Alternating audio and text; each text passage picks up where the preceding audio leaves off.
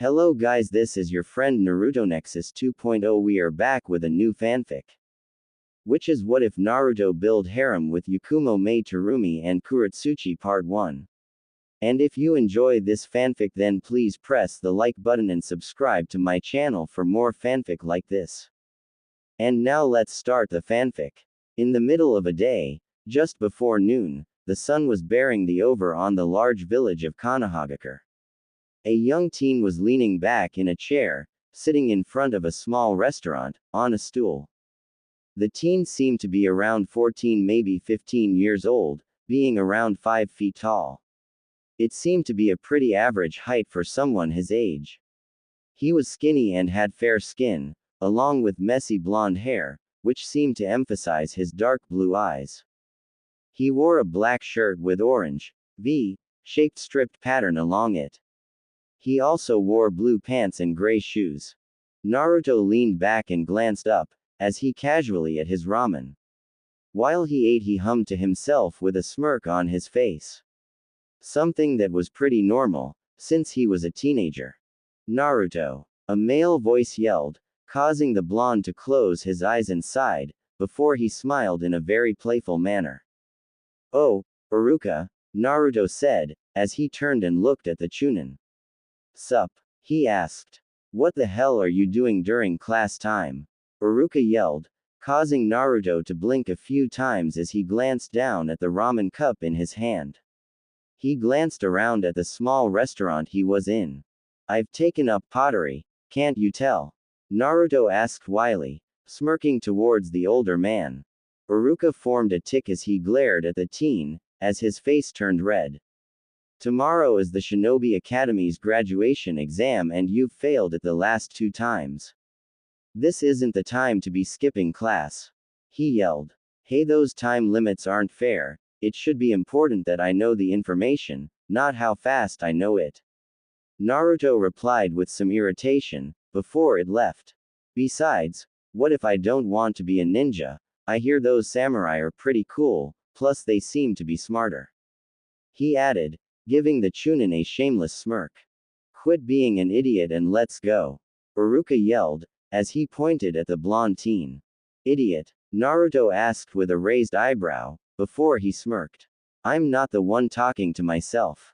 He added, but Iruka jumped as Naruto's voice came from the street behind him.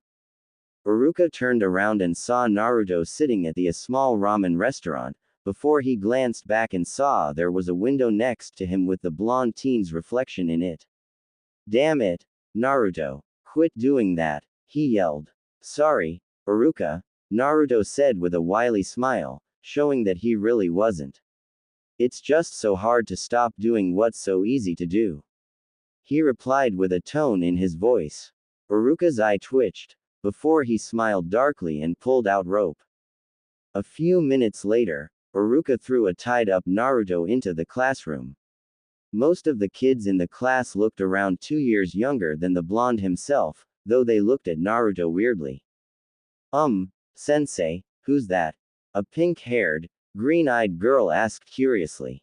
Iruka gave her a glare, not really in the mood for more jokes today. He looked at Naruto and his eyes went wide. The person that was tied up wasn't the blonde teen, it was an old man.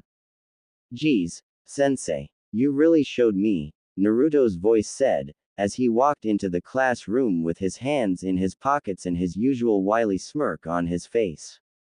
Tying up a fragile old man and dragging him halfway across the village. I gotta say, you've got my attention now, he added. Naruto casually walked past the enraged Chunin and sat down in one of the seats. As he sat down, he leaned back and propped one of his feet against the table in front of him. He was Naruto Uzumaki, the self-proclaimed genius. A lot of people who actually knew him liked to call him the mentalist or the trickster. Despite his large chakra reserves and his almost abysmal chakra control, he was almost impossibly good at genjutsu. Like he said about the time limits of the tests not being fair, he knew about a lot of the things, some useless and some invaluable. Even before he joined the academy, with the life he had. Being an orphan and being poor, he had to find a way to survive. Naruto was what people would call a master at prestidigitation, otherwise known as sleight of hand. He's been doing it for years, since he was young. He's done it for almost a large portion of his life, that he always uses it. Even if it's just to mess with people, mostly for the sake of getting people riled up. When he first joined the academy, he learned that he hated a lot of things. Learning was easy. He was just too bored to stay still. He learned that his chakra control was shit. He learned that he was mediocre, if not worse than that in ninjutsu. But he learned something else. He learned he was incredibly good in genjutsu, which suited him just fine. He had no idea why he was so good with genjutsu. He was baffled as to why, even with his large reserves of chakra and crappy control, he was incredibly skilled with it. Though he didn't have techniques, it was more instinctual and in his subconscious. Time for a henge test. Everyone line up, and transform perfectly into me, Iruka announced, with the students getting out of their seats. Transform perfectly to you. That's kinda pertinacious, Naruto commented wryly, as he stood in line. Why not something more practical and more useful? He began with a smirk. Like that chair over there. He added. Shut up, and do the damn henge. Iruka yelled, as his formed several tick marks. So is that a green light on the chair? Alright then, Naruto began, as he formed a hand seal. No, idiot, he announced angrily. Naruto rolled his eyes and formed a hand seal, before he was enveloped in a cloud of smoke. There, he said, as he cloud dissipated, revealing an identical Iruka. Finally, honestly, if you actually did what you were told, you wouldn't be such an idiot, Iruka said, as he rubbed his forehead. Well, if I always did what I was told, I would be one of those peons over there, Naruto said uncaringly, as he glanced at the other children, getting glares from them. Iruka sighed in disappointment. A few hours later, Naruto was walking through the village with a plastic bag in one hand, containing some containers of instant ramen. After a few steps, Naruto bumped into a man, causing the man to fall back. Oh, Naruto sounded, before he reached out and helped the man up. Wait, he said, as he got a better look at Naruto. In an instant his demeanor shifted to a more nervous one, before he quickly walked away from the blonde. HMPH. Naruto sounded, as he looked forward and smirked as he held up his hand, revealing a wallet, before he put it in his wallet. Ah, is that what they teach in school now? A male voice said, causing Naruto to stop and sigh loudly. Naruto turned and noticed a teen around his age leaning against a wall, with his arms crossed. He was well built and a few inches taller than the blonde teen, and had pale skin. He had silver-gray hair that was partially slicked back while unkempt at the front and silver-gray eyes. He wore a gray and black two-toned partial zipped jacket that covered his upper body and similarly colored pants, along with armor on his shoulders, resembling rear braces. He also wore a large pair of black boots. Come on, man. Be a little more enthusiastic when we meet. It's like you don't like me or something. The silver-gray-haired teen said with a smirk. I don't know, maybe it's because you're a douche, Mercury. Naruto said with a shameless smile, as he walked up towards the silver-gray-haired teen. Is that any way to talk to your superior, academy student? Mercury questioned.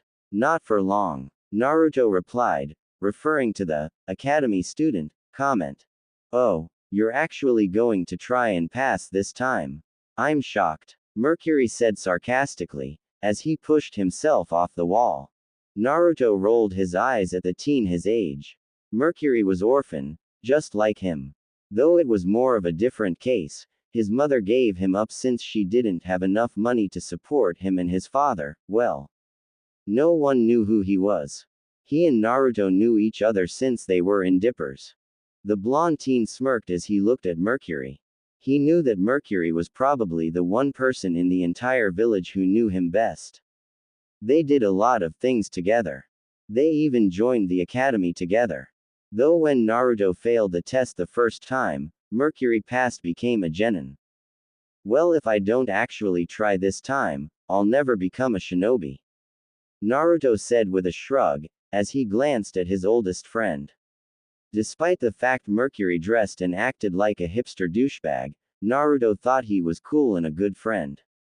Mercury had flaws, and Naruto knew he wasn't a saint either and knew he had his own flaws too. And why exactly are we becoming shinobi again? Mercury questioned, as the two began to walk along a sidewalk. If we want to leave this village, becoming a nin sorta fucks it up. He said dryly, as he crossed his arms behind the back of his neck. It only makes it harder, not impossible. Naruto replied, before he scowled as he glanced down at his stomach and lifted up his shirt, revealing a swirl-like tattoo. And I believe if I become a nin I might be able to learn what the hell this thing is supposed to be sealing. He added. Mercury nodded at that one. So we're basically everyone's going to see us as a couple of idiots who went on to become shinobi.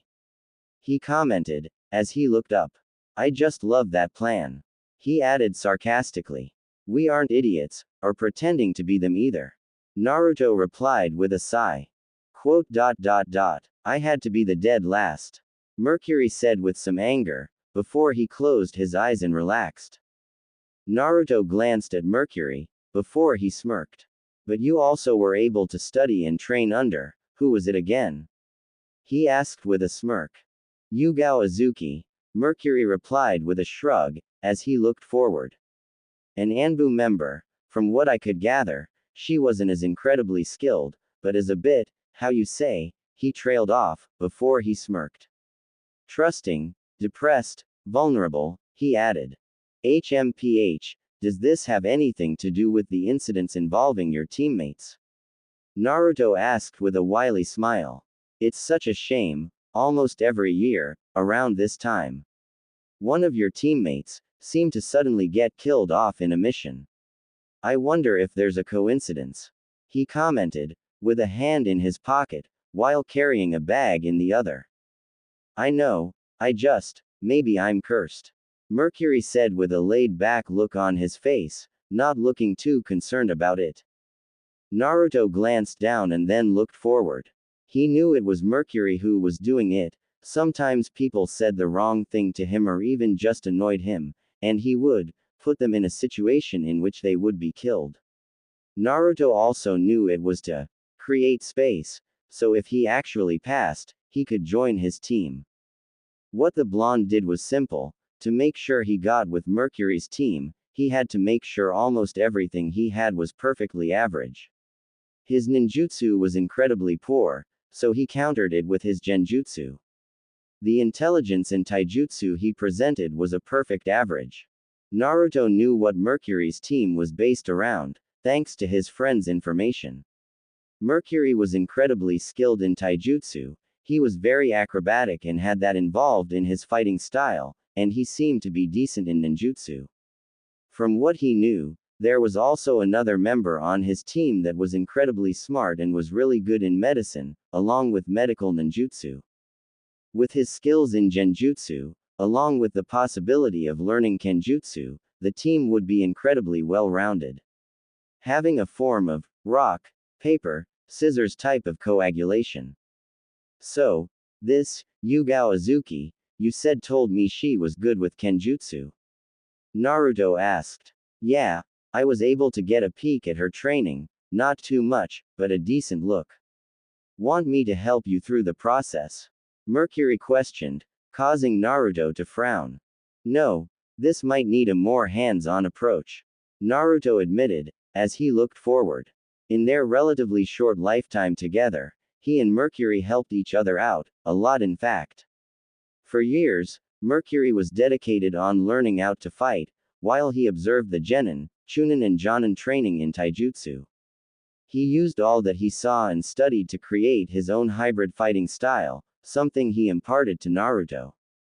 While Naruto knew he could handle himself in a hand-to-hand fight, he knew he didn't hold a candle to Mercury in just that skill. Of course, With Mercury helping Naruto in taijutsu, the blonde repaid him with teaching him by teaching him how to break out of genjutsu. The spark Naruto had for genjutsu, he couldn't teach it to Mercury. Mostly because Naruto himself didn't know how he did most of it, it just came to him. He could move his chakra into his fingers and snap them, causing someone to hear things that he did and didn't want them to. He could tap someone on the shoulder and make them feel things that weren't there. He could look someone in the eyes, and have them see mirages and afterimages. It was all instinctual, and he wasn't sure if it could be taught. And then there was the fact that with Mercury being a genin, he could get a hold of some documents and on fuinjutsu. Naruto seemed to have a knack for it, but he really didn't care for it. All fuinjutsu could really do was seal objects, living beings, chakra, along with a wide variety of other things within another object. Though, the way I crudely used them, made some interesting things, Naruto thought, as he glanced at Mercury's greaves and then he looked down at his own hands and arms. Interesting things, he thought to himself. If you say so, bitch. Mercury replied, as he rested his head behind his hands. Whatever, douche. Naruto responded, as the two smirked. So this teacher you have, is she hot? He asked shamelessly. I don't think you've got what it takes to get with her. And well, she has purple hair. Mercury said with a shake of his head. PFF'd. I don't care. Seriously, how hot is she? Naruto asked, only for Mercury to move up ahead. A few hours later, Naruto was walking to his place alone. He walked up to his apartment door and noticed a man standing in front of his door, with his arms crossed. Rent, he said. Yeah, about that, Naruto began. Rent, he repeated. Naruto rolled his eyes, before he walked up towards the man. Of course, yes, I have your money. But you need to relax first. You're a stressed person. It'll only hurt your body more to keep it up. Just relax, Naruto said in a very calming manner, causing the attendant to visibly relax. Maybe you should count down. How much is my rent? A200, 199, 198, as it goes down and down, 197, 196, he said calmingly, before Naruto noticed the man's eyes glaze over, and waved a hand in front of his face, and then noticed not change. You need to calm and relax, you will be paid. In fact, you've been paid. You're paid every day, in fact, you're paid so much you don't need me to pay rent. Naruto said, as he reached out and put a hand on the man's shoulder. Why don't you relax, take a walk down to your apartment. Get a nice, cold, refreshing drink. Find a girlfriend or a boyfriend, whatever you're into. And when you're done, go to sleep in your bed. When you wake up tomorrow, you'll forget all about this, you'll feel happy, and you'll leave me alone. Naruto finished, before the man blinked a few times and slowly turned around and walked away. Naruto smiled in a wily manner, as he entered his apartment. I love being me sometimes, he thought. The next day, Naruto was sitting at one of the chairs, in the academy classroom. He leaned back in his chair and glanced up. What kind of medals should it have? He thought, before he looked down at the table. In front of him on the table was a piece of paper, with sketches on it. They were designs for sword, with its specs. It was scaled to be around 1.5 feet long, just about the size, if not a bit shorter than his arm.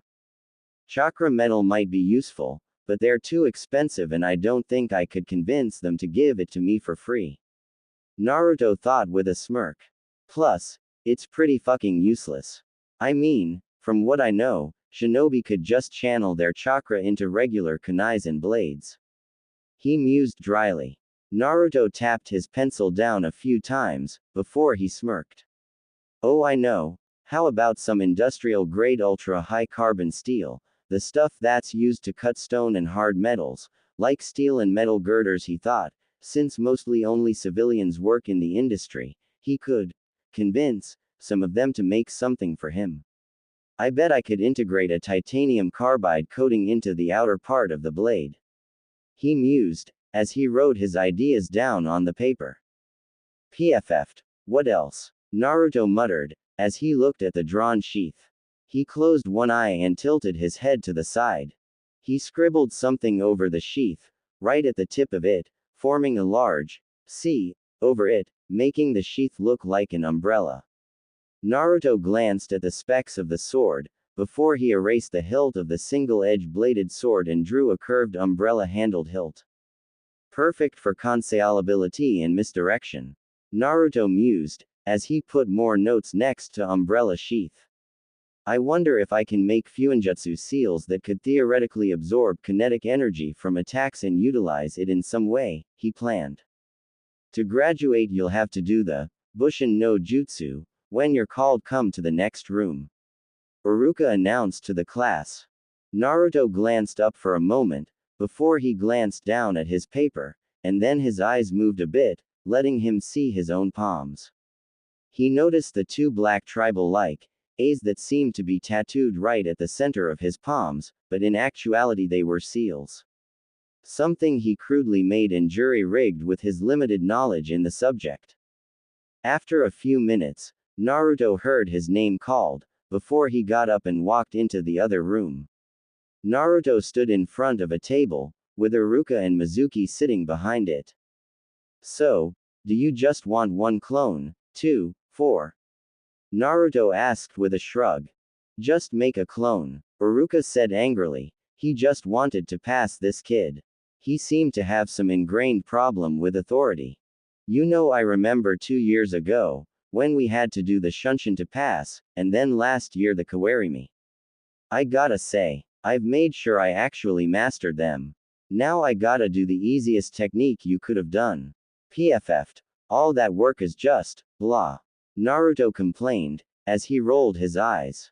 He lifted his hands up and formed a hand seal, while looking into Iruka's eyes and then to Mizuki's. 2 clones formed next to him, while they didn't leave a shadow, like they weren't solid matter. They weren't semi-transparent like some other clones. They seemed realistic enough to pass as a viable person from a distance or up really close.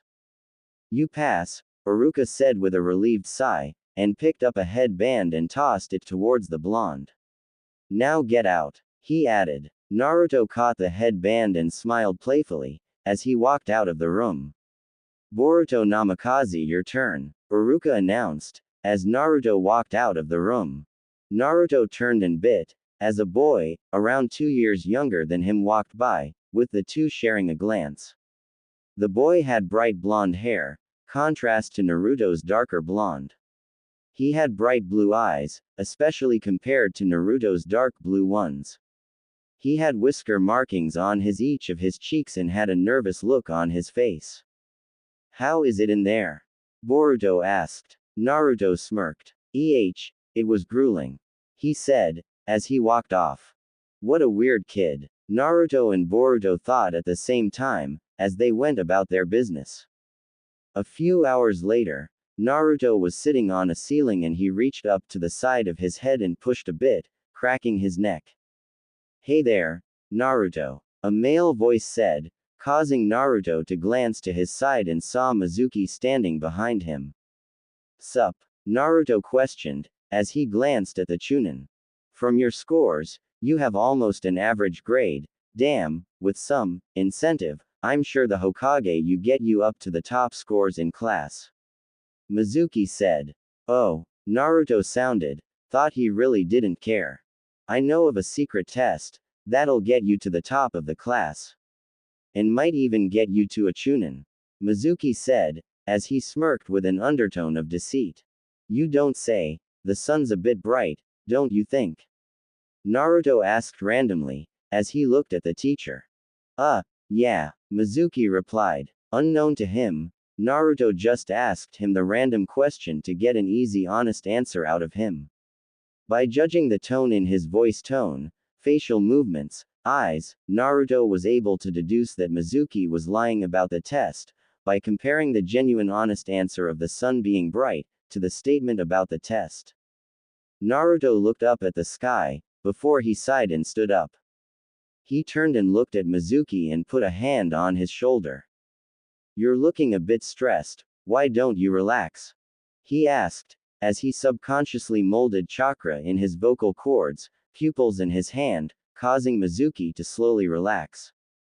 "You're looking a bit pale. Let's sit in the sun, relax, let the feeling of those sun rays enter your skin. As you feel the heat lightly bath your arms and face, you feel a tingling, you let the tingling move through your body, into your mind, into your chest, and it feels wonderful," Naruto said calmly and smirked, noticing the glazed look in the Chunnin's eyes. "You feel that warm tingling move down to your stomach, and you feel tired, but you won't sleep. You feel the tingling going lower and lower, and once it reaches your feet, you'll be entirely relaxed," he said, before Mizuki almost fell, only for Naruto to catch him and sit him down. The Chunin sat with barely open eyes, as his head bobbed a bit, like he was about to fall asleep. "Close your eyes now, you're safe and relaxed, just listen to my voice and answer me truthfully," Naruto said calmly, as he smirked wryly. Shinobi were resistant to torture, mental intrusion and mental manipulation, but it would seem they weren't trained for mental suggestion or neuro-linguistic programming, or better known as hypnosis. "Now tell me, what you were planning," Naruto instructed to the hypnotized shinobi. On top of the Hokage building, sat Naruto with an old man working a camera. "Okay. What about this one?" Naruto said, as he sucked his cheeks in a bit, pursed his lips and raised an eyebrow, while adjusting his lips. "I call this one my blue steel," he said, as he struck a pose. "Whatever, it's your photo," the old man rambled. "Just don't regret it," he added, as he took the photo. An hour later, Naruto was sitting in a large office, waiting. "I wonder how Mizuki's doing," he thought to himself with a smirk. After he got control of the Chunin, he learned what the guy was planning. He honestly thought it was pretty stupid, but then again, he didn't like ninjutsu. What he did thought was program Mizuki to want to collect genjutsu scrolls for himself. They weren't scrolls in which he would learn genjutsu techniques. That was stupid. If a technique was as mainstream as to be free for everyone's use, everyone would know its weakness and the signs of said technique. No, Naruto just wanted higher degree and information in genjutsu. He understood the basic stuff that the academy had, but he wanted more advanced knowledge of it. He wanted to create his own techniques, techniques special to him, that only he could utilize at the highest efficiency. Naruto glanced around and sighed. The Hokage had summoned for him, and he's been waiting for almost half an hour. "What the hell is taking this guy so damned long?" he said, irritated. The door opened, before 3 people walked in. Naruto didn't seem too concerned with them, as he was leaning back in his chair, looking out a window. Usually when you call for someone, the polite response is to usually be there, Naruto said with a smirk, as he looked out of the 3 people who entered the room. He recognized 2 of the 3. One was Boruto, the boy he saw a few days ago. The second was a man with bright blonde spiky hair, or the Hokage Minato Namikaze, and the third one was a middle-aged woman with red hair. Naruto merely glanced at them, before his eyes landed on the wall, to the left of the 3, and made an amazed, confused face. And like he predicted, Minato, Boruto and Kushina looked at the area he was looking at. When they were looking for what he saw, Naruto took that time to study the 3 people. He mentally took down their facial details, their hair colors, their outfit, their relaxed posture, and the similarities and differences they had with each other. The reason he had them look away was so they wouldn't know he was studying them. People tend to put on a face when they learn they're being studied. They try to act their best or try not to act at all. Naruto mused. After a few seconds, the 3 looked back at Naruto, to see he was smiling playfully. "What was it you needed me for, Hokage?" he asked. "There's no need to be so formal, just call me Minato. And you don't have to just sit in that chair, you can move around. Minato said kindly. Naruto almost instantly stood up, before he began to leisurely walk around the office. I must admit it is an honor to be requested by someone of your prestige, he said uncaringly, not even looking at the three. It's alright. I'm a normal person, same as anyone else, Minato said, as he rubbed the back of his neck. Sure you are, Naruto replied, before he looked at a younger picture of Kushina. Oh my, you take pictures incredibly well. I'd saw you were at least 18 in this photo, he commented, as he glanced at Kushina. She smiled. No, I was 20 when I had it taken, Kushina admitted. Huh, how foolish of me, Naruto said, as he put the picture down and looked at the Hokage desk. Anyway, there's something we wanted to, Minato began. Such a fine desk, I'd hazard a guess and assume it's made out of mahogany, Naruto said randomly. Yes, Naruto, Minato said, causing the teen to look at him.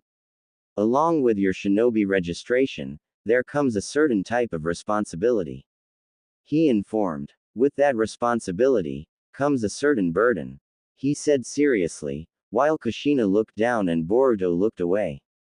Yes, I'm well aware of the mantle of the will of fire, and all that jazz, Naruto said uncaringly. I doubt you'd tell that to every guy that's passed a test, he added. You're right, I wanted to talk to you about the other burden you carry, Minato informed, as he stood behind his desk. Kushina glanced at him, before she stepped forward and looked at Naruto. Naruto, do you know what a jinchuriki is? She asked kindly. It's a word, with a meaning, tied to an emotion, Naruto replied with a shrug. But I personally don't know what it is, he informed. It means the power of human sacrifice. Jinchuriki are humans that have tailed beasts sealed within them, Kushina said. But just because they have a beast sealed inside them, doesn't make them the beast itself, she reassured. Okay, Naruto said dryly, as he reached up to the side of his head and pushed a bit, cracking his neck. Is this what you brought me up here for? To learn remedial lessons on Fuinjutsu? He asked shamelessly. Kushina's eye twitched, as she clenched her fist. Listen to a woman when she's telling you something important, you know, she announced angrily. Naruto opened an eye, as he looked at her. You know, you're kinda noisy, he commented. Yeah, well you're dull, you know, Kushina yelled. I take that as a compliment, he replied with a sigh. You could be an announcer or a singer with how loud your voice is, he added. Kushina's red hair flared out behind her, as she moved towards the teen. But she was stopped by Boruto, as he moved in front of her. Mom, calm down, he said. I feel like you don't like me, don't be mean, Naruto said with a grin, before he noticed Kushina glaring at him angrily, trying to swing her fist at him. Tut, that's cold, he said with fake sadness. I'm going to remember you as liquid nitrogen, because that's how cold you are, he said.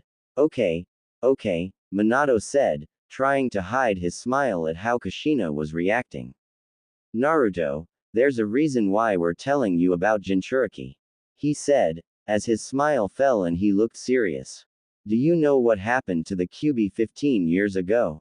He asked curiously. Naruto gave him a look. I have a very good memory, but not that good. I just know it attacked, and I know you defeated it, he replied. Naruto, 15 years ago, my wife was the Jinchuriki of the Kyuubi, the seal that held it back, broke, and it rampaged across the village. In order to protect the village, and the third Hokage gave his life in helping me seal the tailed beast. I split the Kyuubi in half and sealed its yang or physical half back in my wife, something she volunteered to do, the yin half, the spiritual energy that governs imagination. That was sealed into you that very night, Minato informed. That night, when I sealed the yang half into Kushina, it saved her life, but it also crippled most of her chakra pathways, leaving her weakened, Minato said sadly, as he looked down. Naruto blinked a few times, as he glanced down and gripped his stomach.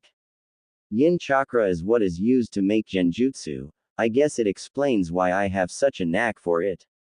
He thought analytically. Huh. He sounded. Huh. Boruto repeated. All you could say is, huh. He asked. Would you prefer that I cry? That I yell? That I demand? Naruto asked sarcastically, as he looked at the younger kid. I'm sure this is something you weren't expecting to hear. I'll let you go and get your mind together. Just know this is a great secret, I'm sure you know why. Minato said seriously, causing Naruto to nod. He blinked a few times, as Minato finalized his shinobi files and handed the blonde some of the paper, before the teen left. Once Naruto was gone, Boruto looked at Minato. How come you didn't tell him that we're related? He asked. Minato sighed. I already told him I placed the burden like that on him. If he learns that I gave him up as a child, I don't know how he'd react. He admitted, as he looked down in shame. Kushina put a hand on his shoulder and smiled. It'll be fine, she informed. I hope so, Minato replied, with Kushina looking down too. After the attack on them during her pregnancy and the Kyuubi being subsequently being released by the Uchiha that attacked them.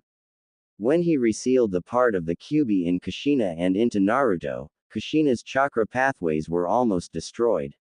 She was incredibly weakened. Even a Chunin could get the better of her, and along with the third Hokage dying, Tsunade and Orochimaru being out of the village, and Jiraiya doing his, finding himself, thing. Minato was by himself protecting the village. He had to make tough decisions that could harm his family, and he had to choose between his family and the village. If any of the other villages discovered he had a son and he was a Jinchuriki, they would try to kill him or abduct him. And since Kushina was weakened, she couldn't protect him.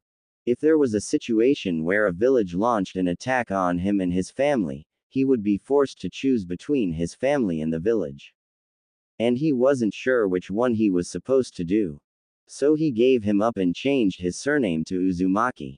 It almost killed him and Kushina to do it, but no one would know his connection to Minato if they did, which would lessen the chance of someone actually trying to kill him. The only people who actually know of his Jinchuriki were the shinobi that actually participated in the Kyuubi's attack and the civilians who were affected by it. They all regarded Naruto as a ticking time bomb, basically fearfully and trying to keep their distance. But no one spoke about it, so the word didn't spread. So Minato and Kushina knew he was safe, and they were content with him living his life. But once they had Boruto, his younger brother, and with Kushina steadily getting her strength back, and the shinobi forces steadily growing, Minato was confident he could protect his family and the village. But there was a problem now. They couldn't just say, hey, we're your parents. We gave you up. Even though it was to protect you, it still doesn't change it. Love us. They knew that wouldn't go well. And they knew they couldn't force him back into the family, they didn't want their son to hate them. Minato sighed as he looked down. It was either give him up and let him live his life, or keep him with us and have him live his life in fear of what was in the shadows, he thought to himself. And he wasn't going to just lock his kid inside his house and hide him from society. That would be horrible for a child. If I am the enemy in my son's eyes for what happened, I'll take it. He deserves betters, he thought. A while later, Naruto was walking down a sidewalk with a silver gray-haired teen walking with him. Hey, nice, blue steel, Mercury said, as he looked at Naruto's ID picture. But mine's better, he added, while handing the card back to the blonde. Yeah, because you're a douche that styles your hair and all that stuff, Naruto said sarcastically. Mercury said, as he glanced around. I don't style my hair. I work it, he corrected. Do I get bonus points if I act like I care? Naruto asked with a wily smirk. You could, the silver gray-haired teen replied. I'll pass, the blonde said, before he looked up. The industrial parts of the village are only a few kilometers away, right? He asked. Yeah, Mercury replied unsure, as he glanced at Naruto. You okay, man? He asked. Yeah, and it's around 4 in the afternoon, right? Naruto questioned, getting a nod from his friend. HMPH, I guess my blade should be finished. He admitted, getting a look from Mercury. Your blade? Mercury asked with a raised eyebrow. Did you request one to be made by that ninja shop place? He asked, not really knowing the name of it. No, the industrial plant, the same place their metal girders and steel wires smelted and formed. Naruto replied, as he walked casually with a long thin box in his hand. Right, why? Mercury asked. You could saw I. Convinced. Some of the workers there to forge a blade with ultra-high carbon steel. Steel that's used to cut through stone, industrial-grade metals and for supporting large buildings. Naruto said with a smirk, as he spun the thin brown box in between his fingers and rested it on his shoulder. The blade I have in mind is going to be thin and about 1.5 feet long, I'll need it to be structurally stable and durable. He admitted. As they walked, Naruto rolled the long thin brown box a bit, before he used it as a makeshift cane. So, you have a demon thing sealed inside you. Mercury commented. I gotta admit, I didn't see that one coming. He admitted. Naruto gave him a look that said, who do you think you're talking to? He knew very well that the news was a shock to him. He personally didn't see it coming, but he really didn't care enough to react. So can you use the thing's power or something? Mercury asked. It'd be pretty useful. He admitted. No shit. Naruto replied, before he smirked. If the QB is inside me, it's probably the reason why my chakra is so untamed. He said, before he glanced down in thought. That would mean that my body is naturally assimilating its chakra. That could mean that it's linked to my body and soul. If I can communicate with it, it could be very useful. He trailed off. A giant-ass demon fox that almost decimated one of the great villages, Mercury said. Oh, please, Mr. Naruto. Please don't kill us with your demonic powers. He said mockingly. UCK, shut up.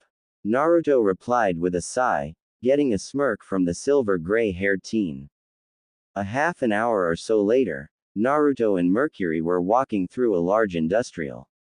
The place smelled like burnt metal and plastic, along with coal, fire and sweat. Mercury glanced at the glowing scarlet liquid metal that was in large stone containers, along with people working on them. Mercury sounded, as he made a face. The two continued forward until they reached the colder part of the factory, where the metal was smelted, hardened and shaped into their useful forms. Eventually the two were stopped by a man. What do you think you're doing here? He asked gruffly. We're here for order, Naruto began, as he held his box and smirked. 115. He added, before the man's pupils dilated. I see, the man said unsure, as he glanced around. Come with me, he said, as he turned around and dumbly walked forward. I wish I could hypnotize people. Mercury muttered. PFF'd. No you don't. You'd rather read manga. Naruto replied dryly. You're not wrong, he said with a nod. After a few minutes, Naruto and Mercury stopped, as the man stopped in front of a few other works. He yelled orders to the other workers, before one of them left and eventually came back. The man held a wooden case and handed it to their boss, who then handed it to Naruto. Mercury glanced at the hypnotized people, before he looked back to Naruto, to see he was opening the wooden case. Naruto reached into the case and pulled out a silver sword, before he tossed the wooden case aside. He held the silver sword by the hilt, which seemed to be a dark gray crook handle. Altogether the sword was 46 centimeters long or around 1.5 feet. The sword's blade was around 2.5 centimeters wide. HMPH, made out of ultra-high carbon steel, along with a titanium silicon carbide coating. Naruto said, as he looked at the blade and smirked. The sword had a similar size and dimensions to a wakizashi. He rolled the sword and held the crook handle over the back of his hand. Naruto held his long thin box up and opened it up. He turned in box and shook it a bit, before an object fell out of it. Mercury looked at Naruto weirdly. As he looked at the object he pulled out, it was an umbrella. It had 8 ribs, which held up a black fabric canopy. On the top of the canopy, it was elaborately decorated in lace-like fabric. Mostly around the middle of the canopy it was dark orange, which seemed to be arranged in unique-looking tribal symbols. At the edges were red-colored tribal sigils. But what was unusual about it was the end of it. It was about 1.5 inches longer than a normal umbrella's, and it seemed to be hollow, being around 9.7 millimeters in diameter, and it seemed to have 2 slots on the side. Naruto glanced down at his sword, before he slid the blade into the shaft of the umbrella, and it fit perfectly. Mercury watched as Naruto twirled the umbrella around his finger but seemed to have some trouble at first, like it was heavier or something. After a twirl, Naruto smirked as he opened up the umbrella and rested it over his shoulder. "That's kinda gay," Mercury said, as he crossed his arms. "Dude," Naruto said as he shook his head. "This isn't the Dark Ages, have some respect," he said with an eye roll. Mercury said uncaringly, as he glanced at the umbrella. "So did you spruce that thing up, or not?" he asked. Naruto held the umbrella at the center of its mass, as he glanced at the end of the umbrella, which seemed to be a muzzle brake, before he looked at Mercury's greaves. "You could say something like that," he added. He glanced at the dark orange and red tribal designs on his umbrella. Some could say he stylized his own fuinjutsu seals. Not only would no one be able to recognize them as fuinjutsu, they also looked good. But what the fuinjutsu's main focus was to seal the kinetic energy of attacks. It can basically negate every physical attack, such as taijutsu, ninjutsu, and kenjutsu. It could also make every water, earth, wind, and to some extent lightning and fire jutsus useless. As long as the attack requires a work, or a force that's needed to move an object and accelerates that object at a velocity. The fuinjutsu array Naruto integrated into the entire canopy of his umbrella could seal that kinetic energy. Along with the fact that the fabric that makes the canopy is fire retardant and is waved in a way that disperses electrical currents. Though, that kinetic energy has to go somewhere, Naruto thought with a smirk, as he and Mercury walked out of the factory. All I have to do is filter all that kinetic energy into one funnel, so to speak, and I can turn all my opponents' attacks against them, he thought, as he gripped the crook handle to his umbrella tighter. "Wanna get some ramen?" Naruto asked as he glanced at his friend, only to get a smirk from Mercury. "And, our friends will be paying," he added, as he pulled out a few wallets from the factory workers, getting a wider smirk from the silver gray-haired teen. In the middle of the day, Naruto was sitting at a desk with a wily smirk on his face. He had a foot propped up on a desk and was leaning back, while spinning his umbrella. The only problem with his umbrella was the fact that since it absorbed kinetic energy, it was a bitch to move. It was a good workout, he supposed, since not only did it charge up his umbrella, it also got increasingly harder to move. "Can you stop that?" a male voice said, causing Naruto to stop spinning his umbrella and glance to his side. He saw a boy about 2 years younger than him, with raven black hair, a dark blue shirt and light gray shorts. He seemed to be brooding a bit, as he hid the lower part of his face. "I could, yes," Naruto admitted, as he spun the umbrella again. "But if I listen to you, it would be unfair to all of the people I've callously ignored," he said with a shrug, though the shameless smile he had on his face gave away how he really felt. Sasuke ignored him, as he looked forward. He honestly held no opinion of Naruto. Like him, he seemed to hold the other wannabe shinobi at not a high regard. Sasuke could tell Naruto was closed off from everyone else, and he seemed to not really care about the children. Like if he knew them or not, really mattered. That was something Sasuke could agree with. Naruto looked forward to. Of course he knew about Sasuke. The prodigy Uchiha, the last Uchiha, the guy who sat and liked to brood a bit. Naruto knew about it and thought the guy was alright. Well, as alright as a kid who watched the murder of his family, his clan and was tormented by his brother could be. Naruto thought the kid's closed-off personality was a natural reaction, and he knew the boy wanted revenge. It was only natural. He wasn't stupid enough to think highly of himself. If he had a family and it was killed before his eyes, he would want justice. The fact that his definition of justice would be to kill the person who killed his family, the same way he killed them. Well, if he judged Sasuke for his vendetta, he would be a hypocrite. Naruto leaned forward and glanced at Sasuke and cleared his throat quietly. A word of advice you could say, Mr. Uchiha, Naruto began, before he glanced around and then looked at the Uchiha. I know your story. I am a few years older than you. He admitted. I don't want your pity. Sasuke said coolly, as he glared at the teen with black eyes. I'm not giving you pity, I just want to tell you something. Naruto said, as he leaned closer towards the boy. Look for him, look for your personal vengeance. If I was in that situation, I would believe it was my right to accomplish. You have the right to kill the man that killed your family. You and I, Naruto began. We both know we shouldn't say we shouldn't be punished for what we would do, but we both know in that situation. We would have no choice, he trailed off, as he looked forward. Naruto held his hand out, as the Fuinjutsu sigil on his palm gleamed a dark red. Sasuke glanced at it, before he looked at Naruto curiously. You and I are human, so go on and do your revenge. Bring him to justice. Others might try to convince you, to threaten you to stop. But, Naruto said, as he looked at the sigil on his palm as it gleamed, with it giving off heat. Vengeance is human nature. To go against it, is to go against you. He finished. I already knew that. Sasuke said, as he glanced forward again. Naruto looked forward and smirked.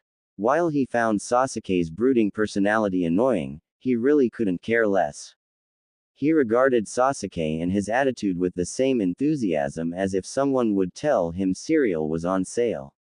Good for Sasuke, I don't give a shit about him or cereal. He thought. Hey, move your ass. I want to sit there. A female voice yelled, causing Naruto to blink and turn to his side. He noticed a girl with pink hair and green eyes glaring at him, as she held her fist. Huh, Naruto sounded, as he looked at Sakura. I have no idea what you're talking about. He said uncaringly. Sakura's eyes twitched, as she held her fist. You're annoying, she yelled, as she went to hit him. As soon as she pivoted and sent her fist towards his head, Naruto raised an eyebrow and poked her in the armpit with his umbrella. She froze. Well, technically her arm froze as he hit the axillary nerve in her armpit. You know, somewhere out there is a tree, tirelessly producing oxygen so you can breathe. Naruto said, as he pulled his umbrella back and smirked wryly, as it opened up and it rested it on his shoulder.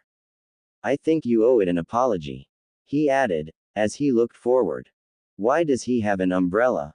Thought a lot of the genin, before they shrugged it off. Naruto had a reputation of being weird and not really giving a shit about what people thought of him. A few minutes later, Iruka was giving a speech to the class. Starting today, all of you are real shinobi. But you're still genin. The hard journey that lies ahead has just started. Now you'll soon get the missions to help the village. So today we'll create 3-man teams and each team will have a Jonin sensei. You'll follow your sensei's instructions in order to successfully complete your missions. Iruka said, as he held up some paper. So we tried to balance it out.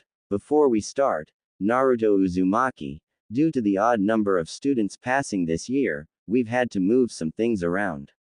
With your age and skill set, you'll be moved to an already formed team. It also helps that the Jonin in question seemed to ask for Genjutsu-specific students, who had potential in the field. He said, "Well, I hope my Jonin's a good teacher. I wouldn't want to burden you with coming back." Naruto said with a shameless smile. He, right. Uruka sounded nervously, as he glanced at Mizuki and shrugged. Naruto leaned back and began to twirl his umbrella, as Uruka informed the other genin of their team placements. "Okay, this afternoon we'll introduce your Jonin senseis. Until then, take a break," Uruka said with a smile. As the genin walked out of the room, Uruka stopped Naruto. "What?" he asked. "Your sensei told me to tell you that you have to meet your team at the building across from this one," Uruka informed. "Huh, cool then," Naruto said, as he walked out of the room and grinned to himself. "Thank God, I don't have to see him again," Uruka thought with relief. Naruto crouched down before he jumped up towards a two-story building. He had one hand in his pocket, while he twirled his umbrella in his other hand, as he walked up the horizontal wall. Despite the fact that he was a newly genin, Mercury wasn't. He was able to learn wall walking, and taught it to Naruto, mostly to help him with his abysmal chakra control. It took almost a week to get this down. Naruto thought with annoyance, remembering the training he forced himself through to actually learn how to walk on walls. "You took your sweet-ass time," Mercury said, as he leaned against a railing with his arms crossed. "Hey, don't be mean to our new team member," a female voice said to the gray-silver-haired teen. Naruto looked at Mercury, before he noticed his friend's annoyed look. He turned and looked to the other end of the roof and noticed another person there. It was a young woman, around 19, just a few years older than he and Mercury were. The young girl had pale skin, along with long wavy raven black hair, with her eyes being a deep shade of emerald. She wore a sleeveless light purple shirt with a dark purple scarf around her neck, along with a pair of black pants and black low-heeled boots. "Yo," she said happily, as she smiled cheerfully at Naruto. "I hope we can become great friends, sweetie," she said with friendly. Naruto looked at the girl who was almost 3 or 4 years older than him, before he looked at Mercury incredulously. "Is she kidding?" he asked. "No, silly, I'm Emily Gray." "Ha, bad joke," she said with a smile. "Right," Naruto sounded, before he smirked. "I'm Naruto Uzumaki, I'm sure we'll get along great," he said in calming manner. That could almost come off as charming. "Great," Emily replied happily. "Emily, interesting name," Naruto commented. "Yes, well, it's the name my mother gave me after all," she said cheerfully, though it did seem a bit forced. "Yes," Naruto replied with a nod, as he glanced over the building and glanced at the horizon. "Oh, sorry, Mercury told me about your parents." "Sweetie," Emily said happily, even though she was apologizing. "I don't want sympathy," Naruto said, as he looked at the amber-eyed girl. "I just want something out of life, I really don't care about the past," he admitted. "And don't call me sweetie," he said with a frown. "All right, sweetie," Emily said with a happy tone. Naruto glanced at Mercury, to see he had a face that said, "Don't bother." He tried to get her to talk normally and it really didn't work. "I hope we become good friends. Despite Mercury's off-putting closed-off demeanor and off-putting comments, I do place a fair amount of trust into him," Emily admitted, as she walked up towards Naruto. "I have to admit, it does sound interesting," Naruto said with a wily smirk. "So what is it exactly that you do?" he questioned. "Well, I'm a doctor," Emily said happily. "So you're a medic ninja?" Naruto asked. "Oh no, I'm a doctor ninja," she corrected. "Is there a difference?" he asked unsure. "Well, a medic makes people more comfortable, as they die," Emily said cheerfully. "I'm like that, but I save people from dying," she informed. "All right then," Naruto said with a nod, as he looked at the girl, before he began to twirl his umbrella and rested it on his shoulder, while it opened up. Emily tilted her head as she looked at the weapon, before her eyes landed on the end of it. She noticed the vent slots that seemed to be at the end of the umbrella, along with it being hollowed out. She glanced down at Mercury's boots, remembering seeing them in action. I see. Do you use the chemically propelled weapon that Mercury has? She asked, as she looked at Naruto. The blonde in question looking a bit surprised, before he looked at Mercury. Yeah, I forgot to mention. She's incredibly smart, she has an IQ of 240. Mercury informed seriously. It was one of the reasons why she was still alive. He couldn't put her in a situation to be killed in action. He also got his ass healed by her a few dozen times, so he really didn't want to kill the person who pulled his ass out of the fire. It's nothing, Emily said, with a slight blush on her face. No, it's not. Naras have incredibly high IQs, and while I believe IQs are bullshit, Naruto said. Because it makes people with high IQs arrogant and condescending, and it makes a bar for people with low IQs, believing they can't get smarter. That is no doubt an intriguing state of mind. He commented, as he looked at the emerald-eyed girl. Emily blushed a bit, being at the center of attention. Thought she usually was with how happy she acted, but that was more unintentional. Since there really is no point of in lying to you, Naruto said, as he glanced at his umbrella. He opened his umbrella and reached up to where the stretcher of the umbrella stopped. He did something with the metal near them, causing the top half of the umbrella to come off. He put the sheath part of the sword down and held up the end part of the umbrella, which was only 10 inches long. Under the end was a seal along the bottom. It's actually very simple. Instead of Mercury's weapons, which require recoil and a hammer to create a tiny spark inside a case, mine uses my chakra to simulate a spark. Naruto trailed off, as he seemed to take out a cartridge out of the cylindrical barrel. It's basically a brass casing that's about 1.2 inches long, filled with a mixture of sulfur, charcoal, and potassium nitrate. My chakra ignites the chemical explosion and launches the projectile that has around 8.357-inch diameter and around 125 grams, at velocities of 1,600 feet per second. Naruto explained with a shrug. So it's only a one-shot type deal, used for a quick kill or cripple. Emily said. HMPH, you could say something like that. Naruto said with a wily smirk, as he put the .357 round back into the end part of the umbrella. In actuality, I have a lot of rounds in there. Naruto thought. There were actually 3 seals at the beginning of the barrel. They were on a time delay. When he channeled chakra into his sword, it would move up the blade, which actually touched the tip of its blade at the igniter seal. Once the black powder ignited and the projectile fired, a seal on the left side of the barrel would seal up the empty cartridge, while at the same time, the seal on the right would release another cartridge, which was filled and ready to fire, along with cold air which cooled the barrel. The third seal along the barrel was something else. It released a longer cartridge, but it didn't fire a projectile. It released a thin aluminum case holding a magnesium-based pyrotechnic charge. It will create a contained explosion inside the barrel of the umbrella, which was made out of and lined with carbon steel and titanium. The barrel could contain the explosion and the heat from it without warping the barrel, along with seals being integrated into the metal barrel and not paper. They weren't affected.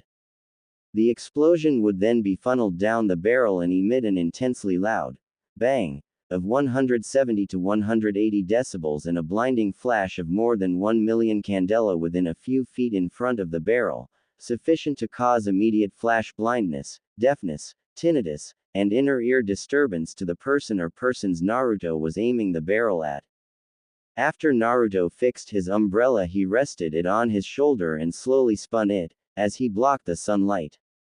Emily was glancing off in thought as she smiled to herself, and Mercury had his arms crossed and looking up at the sky. Naruto didn't really mind telling Emily about the one ability of his umbrella, out of the other things it did. The built-in sword, the flash bangs, the kinetic energy absorption and augmentation, the more than one shot it had. The fact the kinetic energy absorption the umbrella had, made the weapon recoilless. Along with his genjutsu and taijutsu, he could integrate all his attacks together, and once he learned kenjutsu. I'm going to be so awesome. Naruto thought with a smirk. I'm curious, Emily admitted, as she looked at Naruto. Why do you have an umbrella? She asked curiously. Naruto smiled playfully, as his umbrella blocked the bright sun rays. It keeps me cool, he began, as he reached up with his other hand and brushed his hair back. And hot at the same time, he said shamelessly, before his hair became messy again. Haha, I like that, Emily said happily, with a giggle. See, Naruto said, as he looked at Mercury. She thinks I'm funny, he said. Well, that makes two of you. Mercury replied, as he looked up. You know, words hurt. Naruto said with fake sadness, but with the fact he was very good at acting lying, manipulating in general, Emily thought it was real. Apologize, Mercury, Emily said seriously, as her cheerful tone vanished. Wait, what? Mercury asked, as he glanced at her. Yeah, Mercury, apologize, Naruto said, with a small smirk. You, Mercury began, before he stopped when he noticed Emily's glare and that caused him to stop. There was another reason why he never attempted to get rid of her. She scared the hell out of him when she was angry. And it wasn't the bullshit, oh, she's going to beat me up. No, he was scared for his safety and life. Emily had some severe psychopathic tendencies that even made Mercury uneasy. Once on a mission, she tortured an enemy Jonin and used her surgical equipment to do it, and she was singing happily while she tortured the enemy shinobi. And she was able to break the Jonin, something their sensei couldn't do. That is why he was scared of her. I apologize, he said through gritted teeth. Emily smiled cheerfully, while Naruto smirked behind her, which just riled Mercury up. He knew Naruto was going to do his mind games with Emily. He just loved to cause chaos mischief. If anyone messes with you, sweetie, just tell your big sister. She said happily. You're like, only a few years older than me. Naruto said dryly, as he looked at the emerald-eyed girl. Well, what can you do? Emily asked in an endearing way, before the three waited. When is she going to get here? Mercury asked angrily. I don't know, but I would hazard a guess and assume she's watching us from afar, seeing how our team is interacting. Emily said happily. That's probably true, Konoha and their teamwork stuff. Naruto said with a sigh, as he sat on the edge of the building with his black umbrella over his shoulder. Yeah, Emily said, before she looked at Naruto with narrowed amber eyes. I am well aware of your ambivalence towards the village, she informed. What does that even mean? Mercury asked. She means apathy, Naruto informed. Oh, that makes sense, Mercury muttered, as he nodded to himself. And well, I really don't mind, Emily admitted, surprising Naruto a bit. I really don't care for it. I know it's here and I'm willing to protect it. But I'm apolitical, she began. More like amoral, Mercury muttered, causing Emily to glance at him. I really don't care about the territories or the beliefs of people in general. They hold no meaning to me.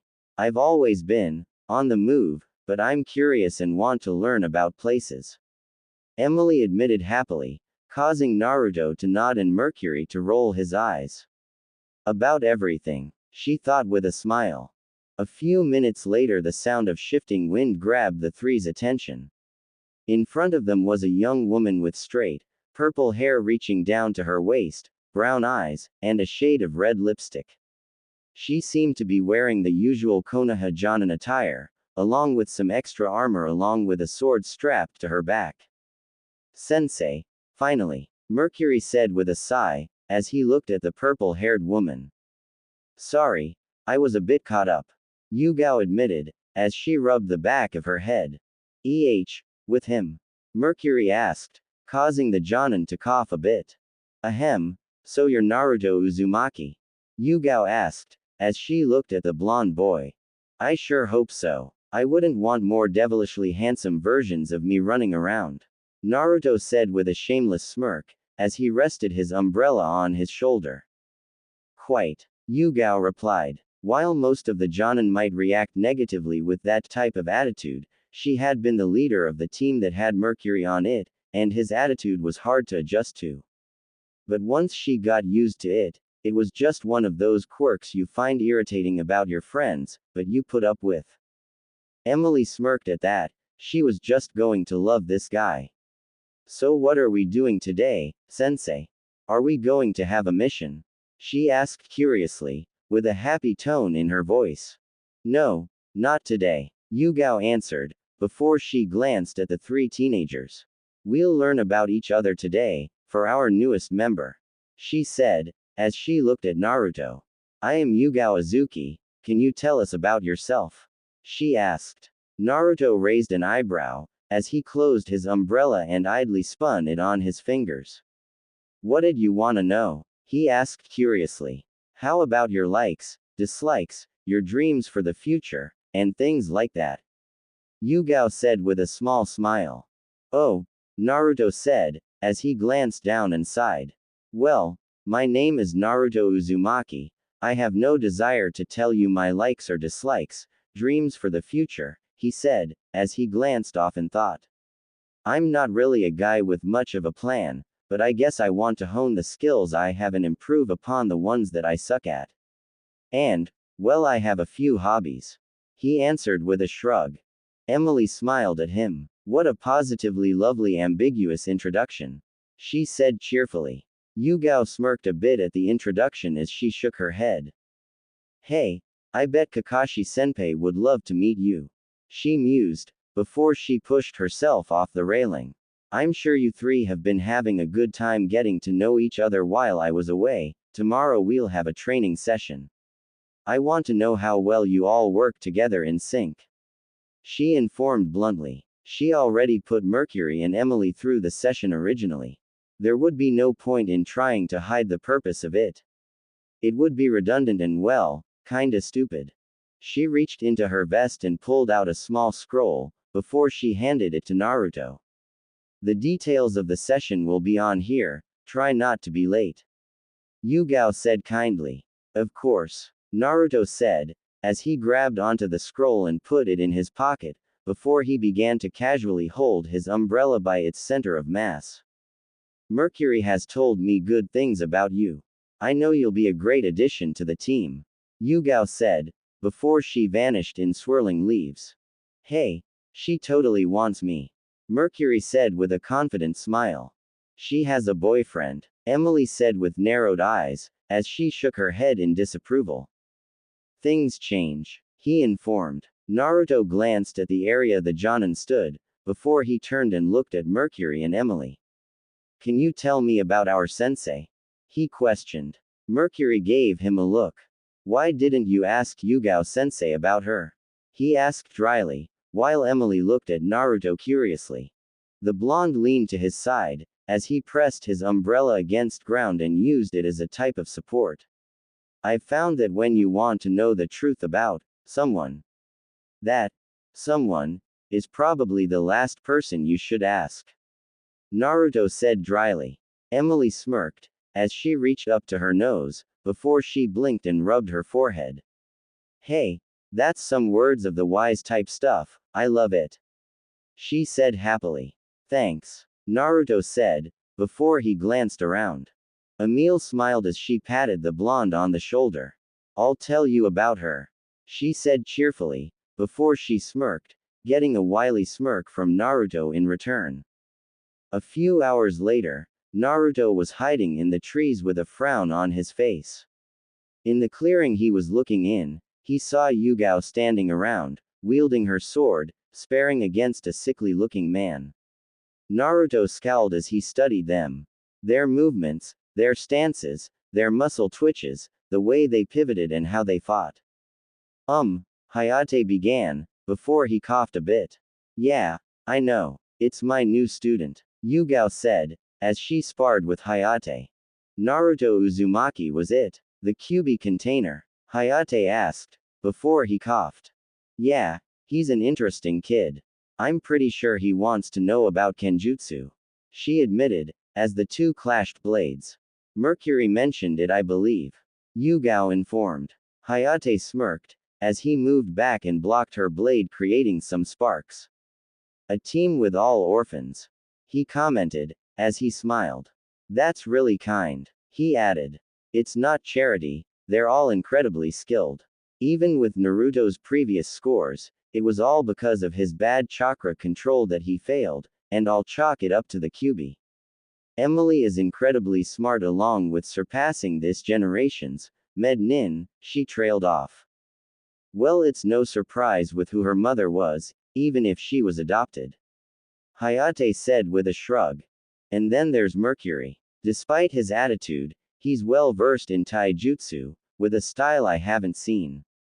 Yugao commented, though taijutsu wasn't her forte. His strength and speed are above that of a genin and could give a chunin a run for his money. And his chakra is very similar to someone, I just can't place the name. She commented, before she blocked a strike from Hayate. And Naruto, from what I hear, is incredibly skilled in genjutsu. Despite not knowing any, since the students only get theory and the mechanics of them. But he seemed to be able to use that knowledge and create micro genjutsu, along with sleight of hand to pull off some surprising results. She said, before she smirked. I can just imagine if introduced him to Kurenai or even gave him some more advanced mechanics of it. She said, hey, a prodigy in medical ninjutsu, taijutsu and genjutsu, along with the genjutsu one wanting to use kenjutsu, I have to say, you have a really fun-sounding team. Hayate commented, before he coughed. Thanks, she replied, before the two clashed blades. After a few minutes, Naruto watched as Hayate leave the clearing as their spar seemed to be done. He glanced at Yugao and blinked and she was gone. Naruto froze, before he noticed several leaves falling next to him. You know, it's impolite to sneak up on people. Naruto said, as he glanced to his side and saw Yugao right next to him. I could say the same.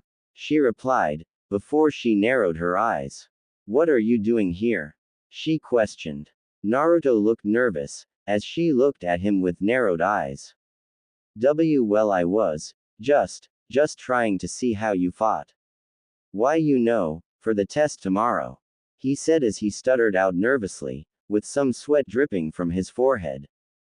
Naruto, you don't have to lie. If you want to learn kenjutsu, I'm not opposed at teaching you. Yugao said with a smile. But what if I fail the test tomorrow? He asked nervously. I'd still teach you, that's a promise. She informed, before she and Naruto hopped out of the tree and landed on the ground. I can't teach you right now, I'm a bit exhausted. Yugao informed seriously. After the test, I'll help you train in kenjutsu. Alright, she asked, getting a slow nod from the blonde. Thanks, sensei, Naruto said with a slight smile, getting a smile from the purple-haired Jonin, before she vanished in speed. Naruto twirled his umbrella on his finger, before he opened it up and rested the shaft of it on his shoulder and smirked. The gift of a good liar is making people think you suck at it. He thought to himself, as he glanced around at the forest with his umbrella shadowing him. Well, this has certainly been interesting. Naruto thought to himself, as he smirked. In the woods, a teenager with silver-gray hair stood with his arms crossed and leaned against a tree. He wore baggy gray sweatpants and a sleeveless muscle shirt. In his hands he held a with, Ika Ika Paradise, as the title. The sound of grunting came from his side, as Naruto had his arms on one of the long thin branches of the tree and was doing pull-ups. He wore a black vest and wore gray sweatpants too, with his legs curled up and as he held a large weight with his knees. As Naruto did his weighted pull-ups, Mercury turned a page and read from the. So, know that we're shinobi, what do we do now? He asked. Why are you asking me? Naruto said, in between pull-ups, while he gritted his teeth. The weight he was using to harden his workout was around 100 pounds and his arms burned like they were on fire. I don't know. Aren't you the man with a plan? Mercury asked, as he glanced at the blonde, before he went back to reading. Do I look like a guy with a plan?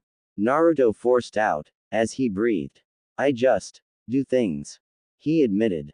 You manipulate and hypnotize people. You're stronger than me if you do that genjutsu and sleight of hand crap.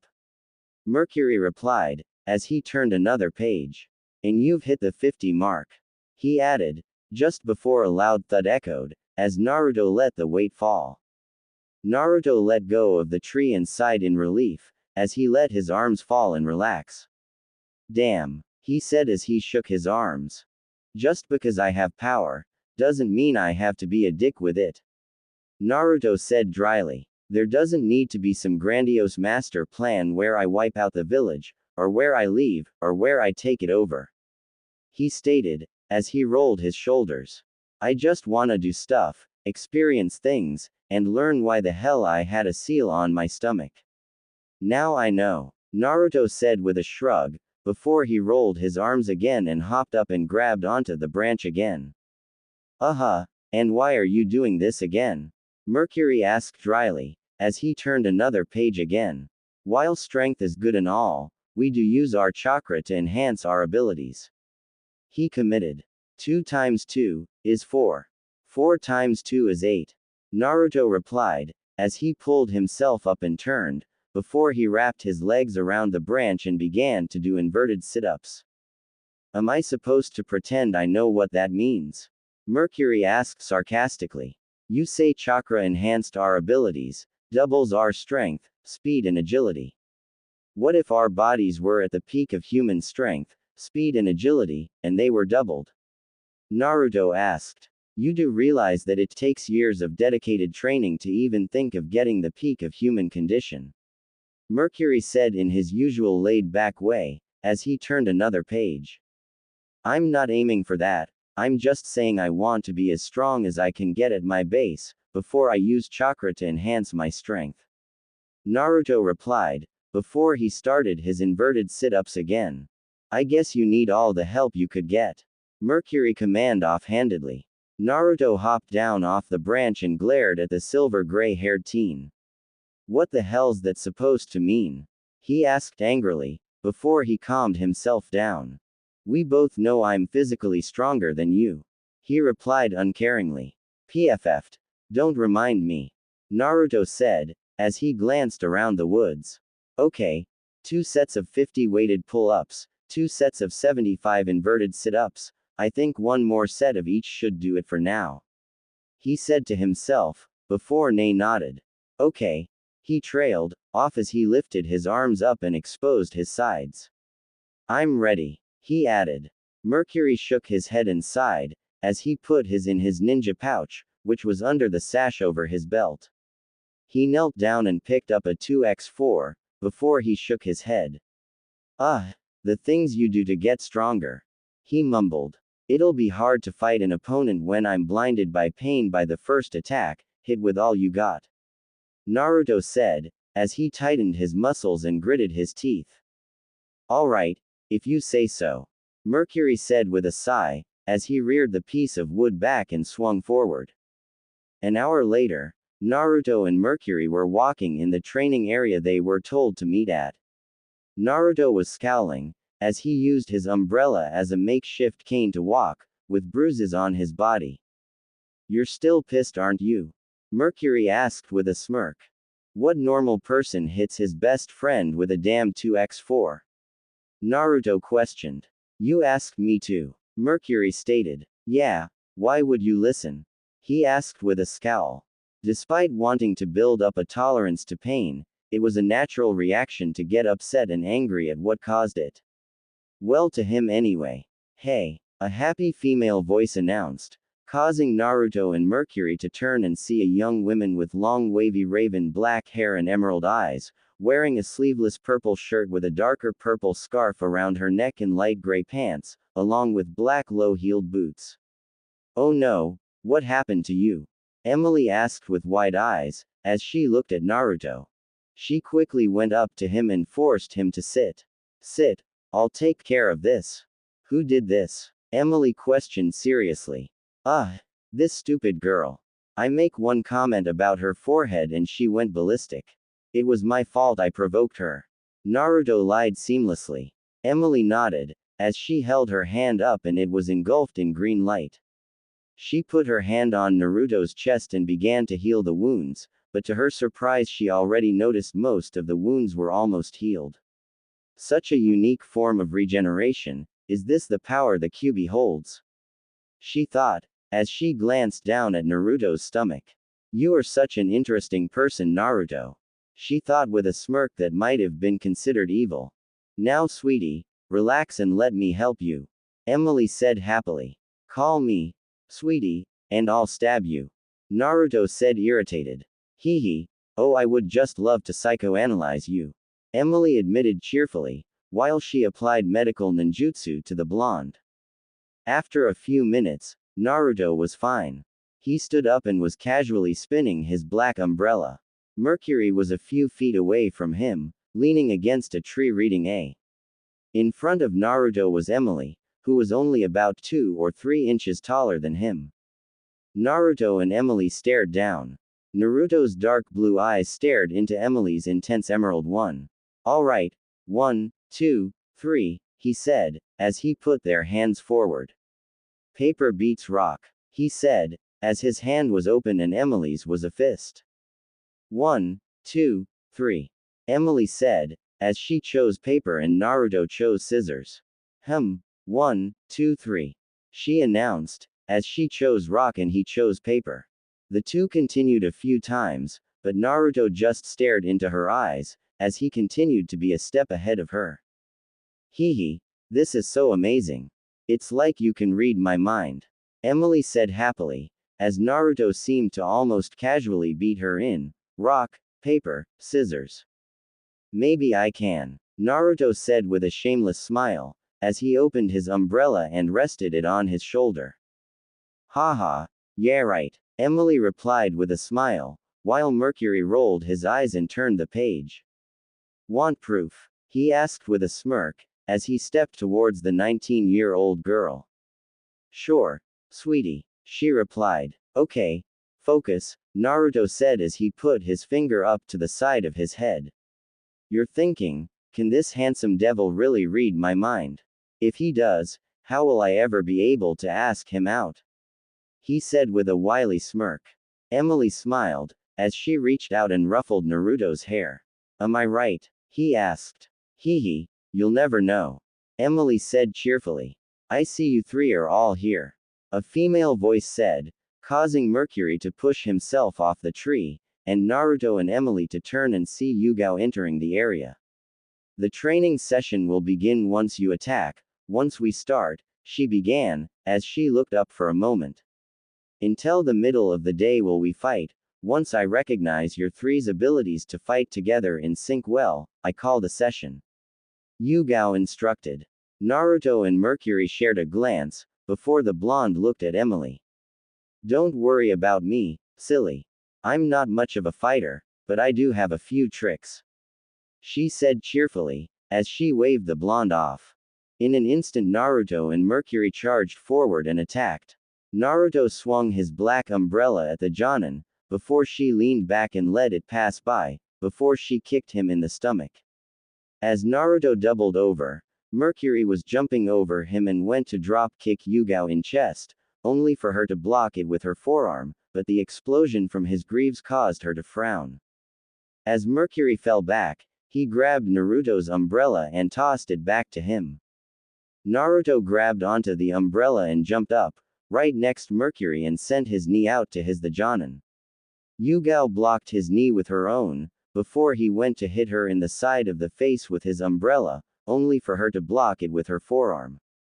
With his other arm Naruto went to punch her, only for her to grab onto it, before Naruto tried to kick her. But she turned and threw him, using his momentum against him. Just as Naruto was thrown to the side, Mercury successfully drop-kicked Yugao in the chest this time, sending her back. Yugao rolled herself up and bent her arm back to reach for her sword, only for Mercury to stretch his left leg up and hook it around her arm, before he jumped up and twisted, and then kicked her in the face. When Mercury flipped himself off of the Jonin, Naruto came up behind her and swept low and kicked her. But as soon as he did, she vanished in a cloud of smoke. As soon as she was out of their eyesight, Naruto and Mercury got back to equals back. "Where's Emily?" Naruto asked. "If I know her well enough, she's probably setting up an elaborate trap or something." Mercury replied. "Or something," the blonde said dryly, before he noticed Yugao moving towards him. "I've got visuals," he admitted. "Oh, so do I," Mercury replied with a sigh, as he saw Yugao charging at him. Naruto and Mercury charged forward, attacking their individual Yugao enemies. As she attacked Mercury, he turned and delivered a side kick right towards her stomach, creating an explosion. Mercury made a face when he saw her survive it, thinking she was a shadow clone. But I doubt she'd willingly attack us when she knows our weapons have some terrible killing power. Along with the fact she's observing us, she wouldn't risk it. He thought, before he noticed the Yugao clone he was fighting had already drawn her sword and was ready to stab him. "Naruto, umbrella," Mercury said, as he extended his hand and moved back. He knew he was flexible and could kick her, but he didn't want to give her the opportunity in cutting his leg off. Naruto pulled away from his fight and tossed his closed black umbrella at Mercury, with the silver gray-haired teen reaching out and catching the umbrella by the crook handle. Mercury turned and leveled the end of the umbrella at Yugao, before a thunder crack echoed, as a flash came from the end and at almost 1,600 feet per second, a 125-gram projectile of metal tore through and out of Yugao, causing her to freeze, before she vanished in a cloud of smoke. The Yugao in front of Naruto moved forward, as she jumped up and sent a kick towards him. Naruto quickly turned and moved behind her, before he wrapped his arms around her stomach and lifted her up and leaned back, slamming her into the ground. As she dispelled, Naruto got up and glanced around. "Where's the original?" Naruto questioned, as he looked at Mercury, who tossed his umbrella back at him. I think I know," Mercury replied, before he launched himself forward, using the explosion from his greaves to move forward. Naruto sighed, as he grabbed his umbrella by its center of mass and followed. Emily glanced around, as she walked forward. A few feet in front of her Yugao appeared, causing her to stop. "A clone? I'm not sure if I should be offended," Emily said, as she tilted her head to the side, before she glanced out into the forest and smirked. "Come on out, it'll be fun," she said cheerfully, as she lifted her hand up, with it gleaming blue, when she activated a chakra scalpel. She stopped, before she heard the sound of the air shifting. Emily turned around and quickly hooked her right leg around the left leg of the person that was behind her. She pushed the person down and put her chakra scalpel right up to the person's neck. "Whoa, whoa, whoa, we're on the same side, remember?" Naruto said, as he glanced down at the chakra scalpel at his throat.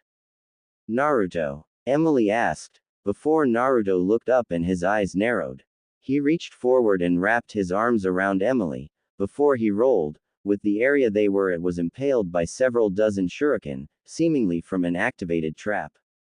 Emily looked up at Naruto with wide emerald eyes, before she quickly grabbed into him and rolled, avoiding more blades.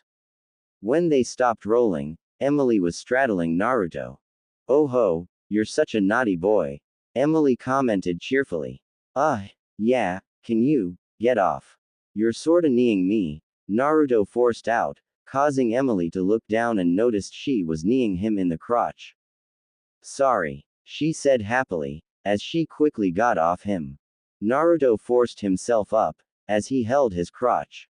"Phew, I need a sec," he muttered, as he slowly got up and grabbed onto his umbrella. "Sorry again," Emily said, as she noticed Naruto's pained look. "It's fine," he forced out. "Kaden, Gokaku no Jutsu, Fire Release. Great Fireball Technique, the Yugao clone announced, as she exhaled a moderate large ball of fire towards the two. Tai Jutsu, check. Trap detection, moderately well, let's see how they handle ninjutsu. She thought, as the fireball raced towards the duo. Naruto wrapped an arm around Emily and pulled her back, as he moved forward. He raised his other hand out, and leveled his umbrella at the fireball, before its canopy opened up. When the fireball collided with the umbrella, it seemed to have lost its integrity and spread out, with the remaining fire moving around Naruto and Emily. Man, you could say that was, Naruto began, but before he could make a pun, the Yugao clone jumped back and launched a Phoenix Sage Fire, launching dozens of smaller fireballs. One of the fireballs went down and collided with the ground, creating a decent-sized explosion, causing Naruto and Emily to jump and evade. As Naruto landed in a crouch, he looked forward and noticed several fireballs were flying towards him. He quickly thrust his right hand forward with the Fuinjutsu tribal styled A on his palm gleaming red, before a fireball collided with his palm. Naruto grimaced as he felt the heat from the fireball touch his skin, before the fireball vanished entirely. Moving his hand to the side, he caught another fireball and then another. The blonde moved back and smirked, as he felt a heat pulsating through his arms and body. Naruto glanced down and saw through his shirt, the Fuinjutsu A on the palms of his hands were glowing. As well as seemingly random Fuinjutsu symbols along his arms, biceps and shoulders that were able to be seen through his shirt sleeves. The Fuinjutsu ability to seal the jutsus themselves and hold them inside by body, where my chakra churns and molds around it, mutating it to more volatile attack, I'm such a genius. Naruto thought to himself, as he held up his hands. It was his work around to ninjutsu. His hands were illuminated by a deep fiery-like energy, with the tribal Fuinjutsu symbols along his arms getting more intense. Naruto thrust his hand at Yugao, launching a semi-solid, almost liquid bolt of fire-like energy, looking like corrosive lava. Yugao flipped back, avoiding the lava-like energy. Naruto smirked, as he put his left hand on his right arm, before he swiped it down to his wrist. He gathered all the energy from Yugao's attack, and then sent it all right back at her, with his own chakra adding to the fun.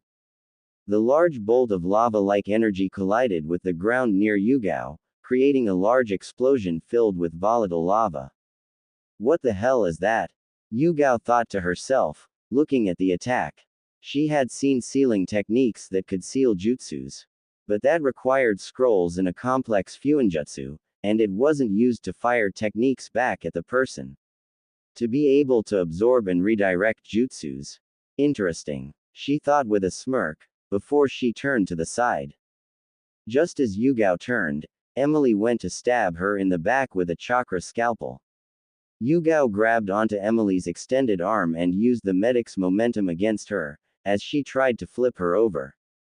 But as Yugao flipped her over, Emily twisted herself and wrapped her legs around the Jonin's arm and used her weight to bring her down. When the two were on the ground, Emily held onto Yugao's arm, before she spun herself and quickly got up. Emily grabbed onto the Jonin's leg and went to sever the tendons, only for Yugao to turn and kick her right in the face. When Emily fell to the ground, the med nin kicked out and wrapped both her legs around Yugao's leg, before she twisted herself. When Yugao was brought to her knees, Emily grabbed onto her hand and pulled it towards her, as she kept the Jonin on her knees with one foot and put her other foot on the side of Yugao's neck. As Emily pulled Yugao's arm, while pushing her foot down on the Jonin's neck and the back of her leg, the med nin formed a chakra scalpel and went to attack. Emily stabbed Yugao in the chest with a chakra scalpel, causing the purple-haired woman to dissipate in a cloud of smoke. Emily pulled herself up, as she ran a hand through her messy raven black hair. She turned and looked at Naruto, to see he was staring at her with some shock written on his face. Hee, I kinda got into it, I guess. Emily said happily, as she shrugged. That was hot, Naruto thought to himself. He was the kinda guy that loved a girl who could kick ass and be hot while doing it. Megan. Narakumi no Jutsu, demonic illusion. Hell viewing technique, Yugao muttered from inside the trees, as she looked at Naruto and Emily. Emily looked around, as leaves seemed to blow around her. Emily-chan, a female voice said, causing Emily to freeze, as she slowly turned around. Naruto glanced around and raised an eyebrow. Hello there, girly boy. A gravely male voice said, causing Naruto to turn around and tilt his head. Oh God, Naruto said with a scowl, as he looked forward. Coming out of the trees, was a clown. The clown had puffy red hair, white skin, a red nose, and elaborate clothes, while holding a lot of red balloons. I never should have seen that movie when I was 5. He said to himself.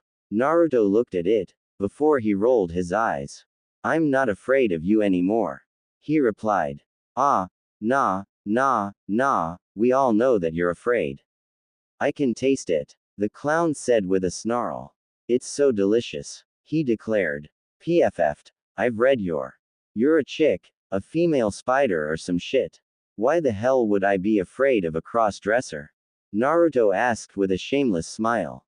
Yugao moved out of the threes and went to disarm the two, moving up to Naruto first since he was the one with the obvious weapon. As soon as she reached out and touched him, Naruto shattered into glass. The Jonin froze as she felt cold steel press itself against her collarbone and down to her stomach. Naruto stood behind her, pressing his sword against the front of her body. Sorry, but amateur hocus pocus like that won't work on me, Naruto said with a smirk. Yugao looked forward. Then what about this one? She asked, before Naruto felt a blade get pushed against the back of his neck, with Yugao in front of him turning to stone and mending back to the ground. I was just about to tell you the same thing, Yugao said from behind him. Naruto coughed, as he looked forward. Oh hey, sensei, heads up, you're going to feel like an asshole in 3, 2, and, he trailed off, before Yugao felt a kunai blade press against her throat, a chakra scalpel against her chest and a thin sword press against her stomach. Ah, yeah, there it is, he said with a smirk. Yugao glanced to her sides and noticed Mercury behind her, holding the kunai, Emily by her side, with the chakra scalpel and Naruto with his sword pointed inward. Yugao sounded, as she glanced at the three. You guys pass, she said, with the three pulling their weapons away from her. Yugao observed the three, as they met up. Emily and Mercury weren't that good together. They always ended up splitting apart for their attacks. But Naruto seems to be able to work with them both on an individual level. Emily seems to like him, and Mercury seems to be close friends. She thought. Dude, what's your umbrella made out of? Mercury asked, as he rubbed his arm. Stuff. Naruto replied with a shrug. He didn't really want to go into the exact alloys his umbrella was made out of. Mostly because he didn't want people to start using tungsten carbide and ultra-high carbon steel for weapons. Whatever it is, that shit's fucking heavy. Mercury complained. PFF'd. Well, I like to think it's made out of all my hopes and dreams. Naruto said with a smirk, getting an eye roll from the silver gray-haired teen. Must be small then, Mercury replied. That's rude, Emily commented, as she looked at the teen. You obviously don't know the friendship we have, Mercury said dryly, as he looked at Emily. They were guys. They complimented each other by insulting each other. Naruto opened his umbrella and rested it on his shoulder, blocking the sun's rays, while he looked at the two. I gotta say, we make a good team, he commented, before he smirked. You guys are lucky to have me, he added in wannabe dashing type of manner. Mercury rolled his eyes, while Emily smirked. You're really arrogant there, sweetie, she said. It's confidence, not arrogance, Naruto replied with a wily smirk, as he gave her a wink. You just haven't seen me in the field, he trailed off, as he struck a pose and jabbed his umbrella forward. When they see my moves, they'll be running for the hills. He said. PFF'd. Loser. Mercury said, as he crossed his arms. The only thing they'll be running from is your attitude. He commented. I'm not picky. Naruto replied with a smirk, as he rested his umbrella over his shoulder. Yugao walked up towards the three, causing the three genin to look at her. You all did well. Even if you three did split up at certain parts, it was because of the situations I was putting you in. But you all eventually regrouped and went to take me on. She said, as she looked at the three. It was nothing. Mercury replied, as he smirked and crossed his arms behind the back of his head. Quite, Yugao said dryly, as she looked at the silver gray-haired teen. Tomorrow we'll begin our team will begin our missions, she began, getting a groan from Mercury. Are we going to do those stupid D ranks? Mercury asked with a sigh. Yugao rubbed her forehead. Mercury, you do realize that it's mandatory for normal genin, she began. But we're not formal, are we? Naruto asked with a smirk. He knew what D ranks were, since Mercury liked to complain. And Naruto wasn't too keen on the thought of being someone's worker. He was an assassin, not someone's bitch. No, Yugao said, before she sighed.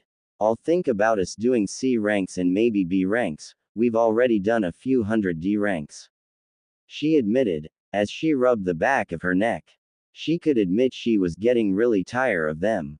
She was in the Anbu for God's sakes, it was demining to do old people's and lazy people's chores. You two are free to go, she said, as she looked at Mercury and Emily. Sure thing, sensei. Emily said, as she turned and looked at Naruto.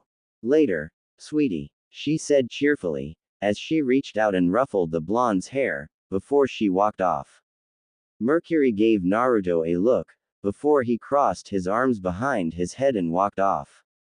Naruto looked at Yugao and gave her a smirk.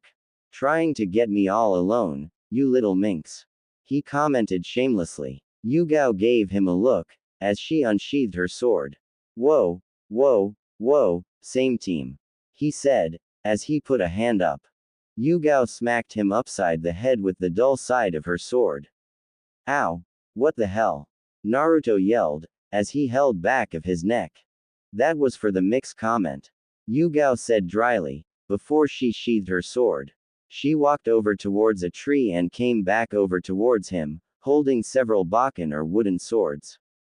Chose your size, she instructed, as she pulled out a katana-sized and shaped bakken. Naruto glanced at the bakken and noticed several different ones varying in size, some being tanto-sized, katana-sized, kodachi-sized, and wakizashi-sized. He reached down and picked up the wakizashi-sized bakken. He held the bakken in one hand, as he held his umbrella in the other. In a battle or a fight, he would hold both his umbrella and the sword, so he didn't want to train in wielding only one of the two things he would carry at once. Now what you need to understand, Yugao began. I've studied your body movement, muscle twitches, stances, hand movements, chest movements from breathing, as well facial structure for your emotional state while fighting with swords, Naruto said, as he tapped the side of his head with his umbrella.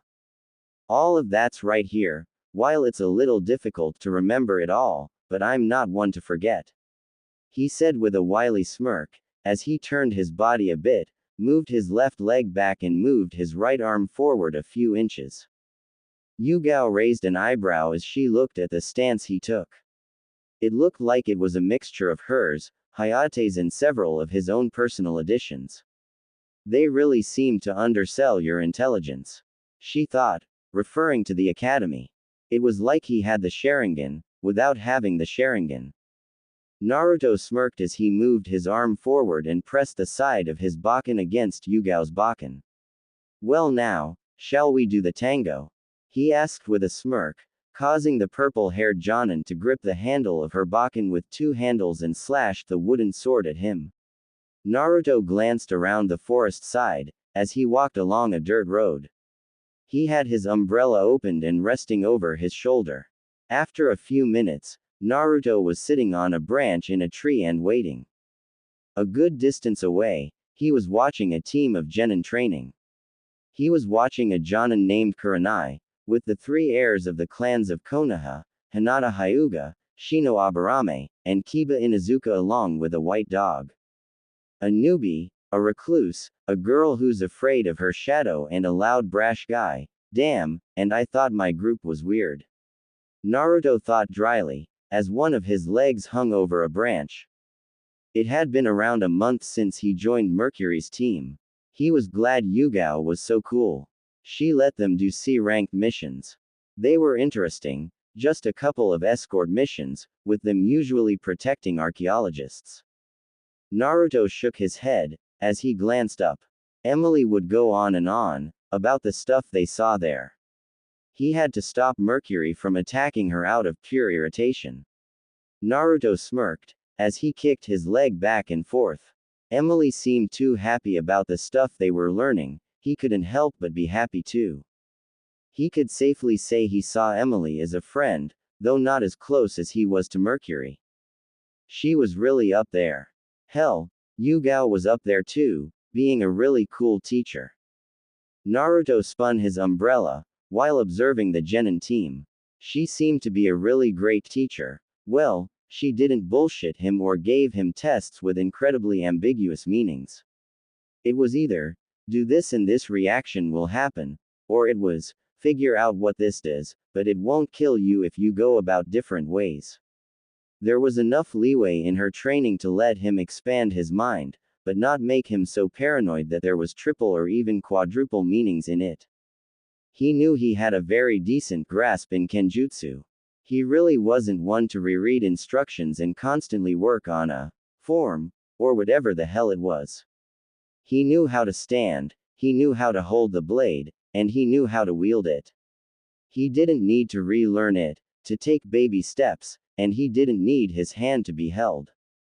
He just took the information he had and made it useful. He spared with Yugao almost every day for the past week and a half.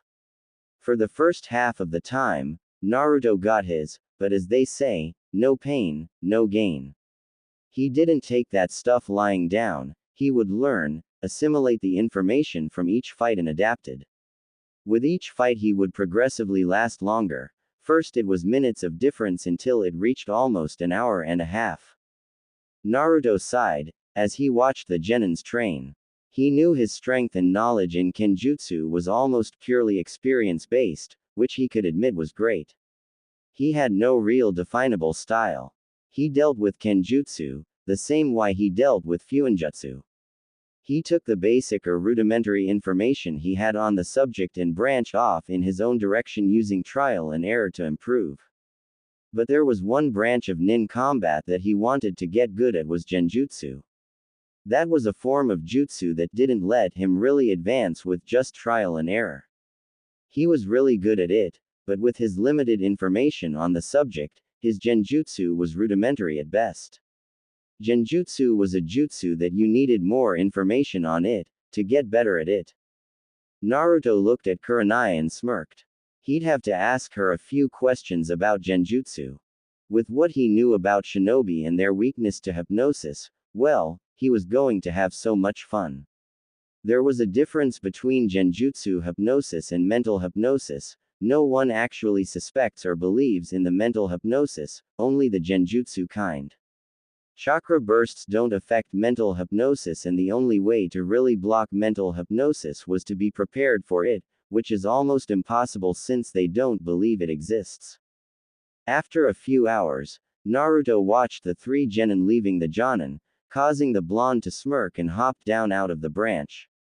The blonde walked towards the jonin, as he casually spun his umbrella. Kurenai turned when she heard footsteps approaching her, before she blinked a few times in surprise as she saw the blonde boy Yugao was teaching coming up to her. The QB container, she thought unsure, as she looked at the blonde. Hey there, Kurenai-sensei. Naruto said with a smirk, as he casually spun his umbrella. Naruto, was it? She asked with a raised eyebrow. HMPH, well, you're correct in that one. He commented, before he gave her a worried look, which seemed entirely genuine, causing Kurenai to subconsciously become more open. My, Kurenai, you're looking kinda tense from all that training, he said, as he tilted his head.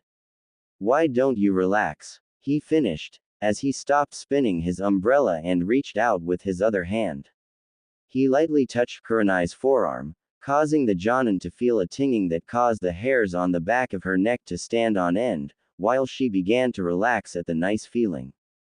Almost half an hour later, Kurenai was sitting against a tree with her eyes closed with Naruto standing in front of her. Alright, now tell me, you think I'm irresistible, right? He asked. Kurenai shrugged tiredly. Not really, she mumbled out. What? Why? Naruto asked. Too arrogant, stuck up, and I have a boyfriend. She said, as her head rocked from side to side a bit, like she was trying to keep her head up. PFF'd. Well, I don't need you anyway. He muttered, before he looked at the hypnotized Jonin. Anyway, is that all you've had to tell me about your knowledge of genjutsu? You don't know anything stronger? He asked. Kurenai mumbled. No, you didn't tell me all your knowledge, or no, you know something stronger. Naruto asked. I know something stronger, Kurenai said, as she tilted her head to the side. Oh, no, my interest is piqued.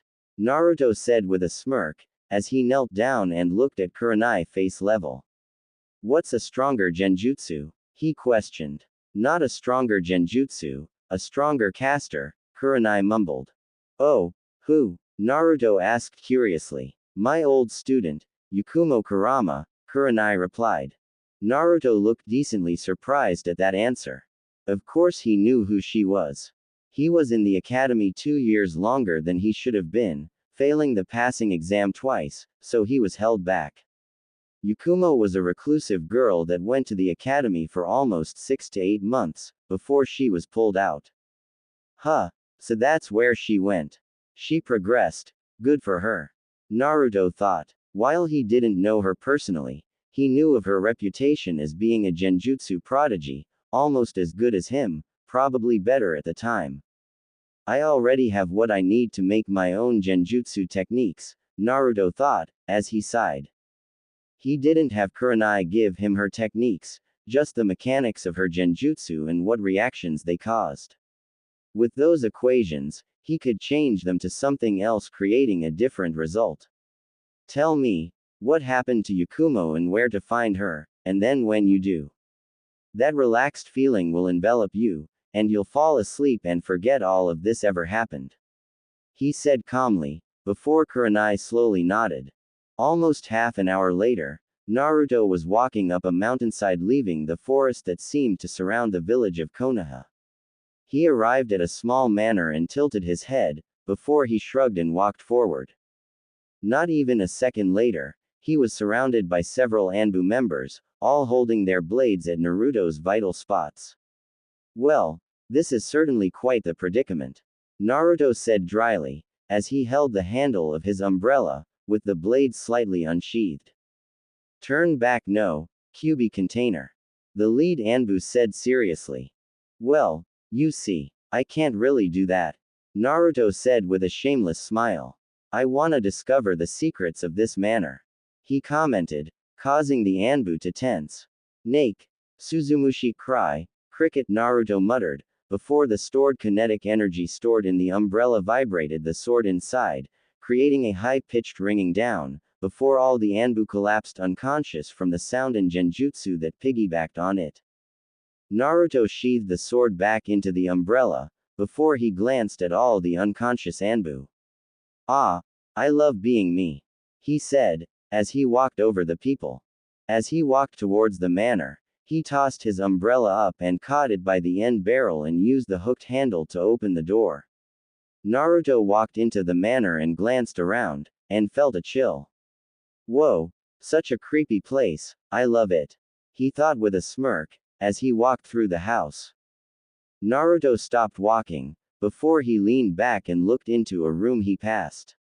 He noticed it was filled with paintings, some very depressing looking paintings, or paintings of demons or destruction in general. Well, that doesn't look healthy, he commented dryly, as he looked at all the paintings. He was no psychologist, but this really didn't look right. Naruto glanced around the room, before he noticed one of the paintings starting to move, and the monster in the painting lunged at him. The blonde raised an eyebrow as he looked at the monster, and before it could reach him, it shattered to glass. Well, that was interesting, Naruto said, before he turned around and left the room. Naruto walked through the manor's hallways, until he stopped at another room. He tilted his head to the side, before he lifted his umbrella up and tapped it against the closed door. Knock, knock, he said with a smirk. The sound of shuffling came from behind the door, before Naruto moved back. What do you want? A female voice demanded angrily. I've already taken my medicine, now go away, the voice yelled. Wow, you've certainly put me in my place, Naruto said sarcastically, as he reached forward and opened the door. He walked in and glanced around the room. It was fairly plain, with several paintings on the walls. There was a large window with a young girl sitting near it. It was a girl with unhealthy pale white skin, long brown hair and light brown eyes. Her hair was straight on one side, but on the other side it is in a braid. On the side with the braided hair, she had a clip with two circular designs holding the hair out of her face. She wore a pink kimono along with violet baggy pants. Naruto tilted his head as he looked at the girl, to see she was glaring at him. In front of her was a stand, with a canvas on it. Yakumo began, before she scowled at him. Who are you, some thief? She questioned. Yes, because you have all, Naruto trailed off, as he looked at the bland room with several paintings. Of this that I just want, he said with an eye roll. So you want to kidnap me then? Yakumo said angrily. Yes, because in the middle of the woods, on a mountain top, while I was walking, I just had to kidnap a frail girl. For no other reason than because I thought it'd be fun, Naruto said sarcastically. Yakumo glared at him, before she sighed and looked out the window again. Who are you? She asked. Naruto, and what's the name of the lovely lady that sits before me? Naruto said in a voice he tried to make charming, which seemed to have an effect on the girl. He liked to flirt. He also liked girls and had a knack for coming across as a charming gentleman when he wanted to. He just found it more fun to mess with people though. I'm Yakumo, she said, as she glanced down. Huh, I knew I recognized you from somewhere. You went to the academy a while back, right? Naruto asked, as he sat down in front of her and put his umbrella across his crossed legs. Why yeah, how'd you know? Yakumo asked, thought she did seem more defensive than nervous. We were in the same class for a bit, Naruto said, before he forced a frown on his face. I have to admit, I was kinda jealous of you. You rose up so fast in your abilities in Genjutsu, passing my scores in such a short amount of time, he said, as he leaned back and out his hands on the ground and glanced up at the sitting girl. You were jealous of me? Yakumo asked incredulous. She couldn't see anyone being jealous of her. Oh yes, your skills in Genjutsu outscoped mine for a time. I have to say, it was inspiring, Naruto complimented in a calm, charming manner that had Yakumo squirming nervously, as she felt warmth coming from her stomach. I thought you became a shinobi with your skills, he said, causing Yakumo to look down. No, I didn't, Yakumo admitted, as she looked down at herself and gripped her pink kimono. I was born with a body that didn't allow me to become a shinobi, she said quietly. Naruto sounded, as he reached out and grabbed onto Yakumo's ankle, before he pulled it back and looked at her leg. Yakumo froze as she felt the hairs on the back of her neck stand on end, with an intense tingling feeling inside her head. The same feeling she got when she heard soft raindrops falling or the leaves blowing, and it made her relax. Naruto rested Yakumo's foot on his umbrella, as he lightly felt her lower leg. Born with a weak body, he said, as he rubbed the girl's leg, causing Yakumo to shiver and close her eyes. I feel muscular atrophy, a weak muscular system, immune system and weak bones, he said, as he reached out with his other and pulled Yakumo's other ankle onto his lap. He lightly rubbed up Yakumo's legs, feeling her muscles, while the girl herself was groaning to herself. Yakumo didn't know how to react right now. The med nins that came by routinely and administered her medicine, with the Anbu staying guard around her house. For months, almost a year, she hadn't experienced the touch of another person, let alone of someone from the opposite. Yakumo moaned, as she felt Naruto's hands move up to her calves. She wasn't sure what he was doing or why, but it felt so good, with the tingly feeling in her head getting more intense. Your frail bones might be fixed with a large dose of vitamin D. Naruto suggested, unsure, as he closed his eyes and rubbed Yakumo's legs. He knew that if you wanted to get something, you have to give too. The fact he was rubbing the legs of a girl with flawless soft skin wasn't much of a trade-off. He thought he was getting the most out of it.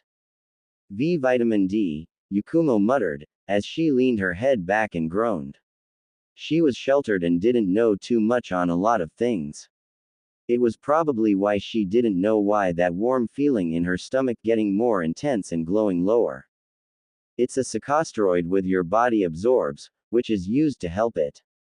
Though I don't think it'll cure you, or even make your bones stronger than they are now, Naruto said, as he scowled at the girl's legs. He was no medical scientist or specialist, but this girl's pale skin gave away how much sun she didn't get. Which was one of the largest forms of vitamin D, odds are. Her diet was probably just as limited. It wouldn't hurt to try. I have a close friend who's good at med ninjutsu. I think I could ask her to help you, he said, as he rubbed her legs. Yakumo opened her eyes and looked at Naruto with narrowed brown eyes. Why would you help me? We don't know each other, she said with some heavy distrust. Naruto reached forward and lightly pushed Yakumo's legs out of his lap, before he stood up and grabbed onto his umbrella.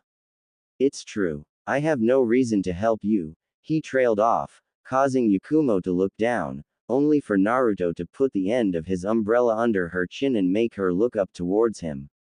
But that's no reason to just let you wither and die, he said seriously. Yakumo looked at him with wide eyes, as she blushed, which was emphasized by her pale skin. You really want to help me? She asked. Sure.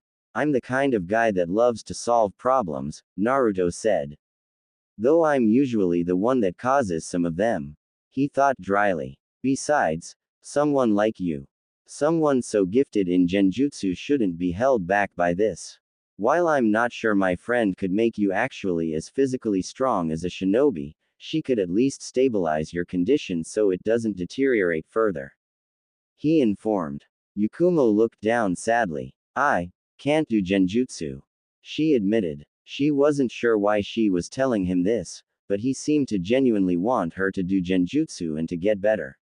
Having her uncle Penton to kill her and her only teacher seal her powers, she was very foreign to actual kindness and she wanted it. She saw Kurenai as her mother figure, but her betrayal ruined that. But now a boy she didn't know wanted to help her. She knew her more cynical, distrusting saw this as such a suspicious situation. But Yakumo was starved for human affection. She wanted someone to be her friend, for someone to talk to. And that part of her mind was winning her over. The way his calm voice gave her chills, the way he touched her made her spine tingle, and the way he seemed to want to help her made her heart swell with emotion. You can't use genjutsu. Preposterous, Naruto said, as he moved closer towards her, causing the frail girl to lean back and blush at the proximity. I've seen and heard all the rumors of your prowess, he informed. Yakumo looked down and gripped her pink kimono and glared out the window. My powers were sealed, she said angrily, by a person I trusted most, on the orders of that stupid Hokage. She almost screamed. Naruto gave her a surprised look. Of course he knew what had happened from Kurenai. And he knew how to unseal her powers, since Kurenai was the one who sealed them. What? That's not right. He said with a tone of anger. Why? You believe me? She asked in shock, as she looked at Naruto with wide eyes. Do I have a reason to distrust you? Naruto asked curiously, as he titled his head. They sealed my powers away, because it was too dangerous. Yakumo said sadly, as she looked down. Because they were scared I might turn against them, that I would use my genjutsu abilities to destroy the village. She said. Naruto began. I don't want your pity. Yakumo said with narrowed eyes. Have you ever had everyone you know think you're some kind of ticking time bomb? Have everyone think you're going to kill them? Have your life change because of some stupid seal? She questioned. Naruto stopped twirling his umbrella, as his smirk left his face, leaving him with a scowl. He replied. Then, I don't want your pity. Yakumo said, as she looked down. Life is pain. I wake up every morning, and I'm in pain. You know many times I wanted to just give up. How many times I thought about ending it? She asked with a scowl. Why do I deserve this? She asked herself. Naruto scowled, as he knelt down and had his face inches from hers. People get what they get. It has nothing to do with what they deserve. You're sitting around mopping about how unfair life's treated you, so change it. He said, causing Yakumo to narrow her eyes at him. Time changes everything, that's what people say, it's not true. Doing things changes things. Not doing things leaves things exactly as they were. He said seriously. Don't be a person who whines about how life's treated you, when you have the tools to change the course of your own life. He said. Yakumo looked down, as Naruto stepped back. How can I change it? She asked. I'm trapped here, Yakumo said. Like I said, I got a friend who could possibly heal you. It'll take a while for me to get her to help though, since I can't really bring people through a heavily guarded manner, Naruto trailed. That reminds me, how did you get here? Yakumo questioned. Oh, I just knocked out the Anbu with one of my personally made genjutsus. He admitted with a shrug. Why you did? Yakumo asked in shock. That was pretty hard to do. Yeah, from one prodigy in genjutsu to another, I found it easy. Naruto said casually, as he spun his umbrella with his finger. It was actually one of the reasons why I came here. I heard someone was good in genjutsu and I wanted to talk with them. But boy was I surprised when it was such a gifted, cute girl. He said with a shameless smirk. Yakumo shifted as she looked down. You think I'm cute, but I'm so, she trailed off. Frail. So what? Naruto asked sarcastically. With your genjutsu prowess, you don't need a strong body to decimate people. He said with a smirk. It's terrifying, he said, before he glanced at Yakumo. And kinda hot, he added, causing Yakumo to blush, as she looked down. Anyway, I'm going to try and get in contact with my friend. Of course, we'll be having more missions soon, since my team is on a bit of a break before we start up again. Naruto said, before he rubbed the back of his neck. I'll try to come back after the missions, and I'll bring my friend here too, to help you. He informed. Yakumo nodded, before she looked out the window. Do you promise to come back? She asked sadly. PFF'd, of course. Naruto replied with an eye roll. After my friend tries stabilizes your condition, I'll get that seal off you and get your powers back. He said. But, there's something else, Yakumo muttered, as she looked at the blonde. There's something inside me, she admitted. Naruto sounded unsure. That sounded kinda weird, and my abilities, it formed a separate personality in my head, it's one of the main reasons my powers were sealed. Yakumo said, as she looked down. Huh, multiple personalities, Naruto said with a raised eyebrow. This situation was getting more interesting, and he just wanted to solve it more and more. He got the affections of a cute girl, as well as learning the mechanics of her genjutsu, which is almost impossible to break out of and could be almost realistic to the point of killing someone inside the illusion. Well, he just saw it as a plus all the way. Well, we'll just have to solve this problem when the time comes, he said with a charming smirk. Yakumo nodded, before she looked down. Just please come back, she said. Don't worry, Naruto said, as reached out with his umbrella and lightly brushed some of her brown hair out of her face. I'm not one to skip out on things like this, he said, before he stepped back and glanced around the room. He sounded. What's wrong? Yakumo asked. I think I'm going to be in a bit of a bind. Once I leave this manor, I'm going to need to take some things that you don't need, Naruto said, as he glanced around the room. Why? Yakumo questioned. Naruto moved around the room and picked up around the area.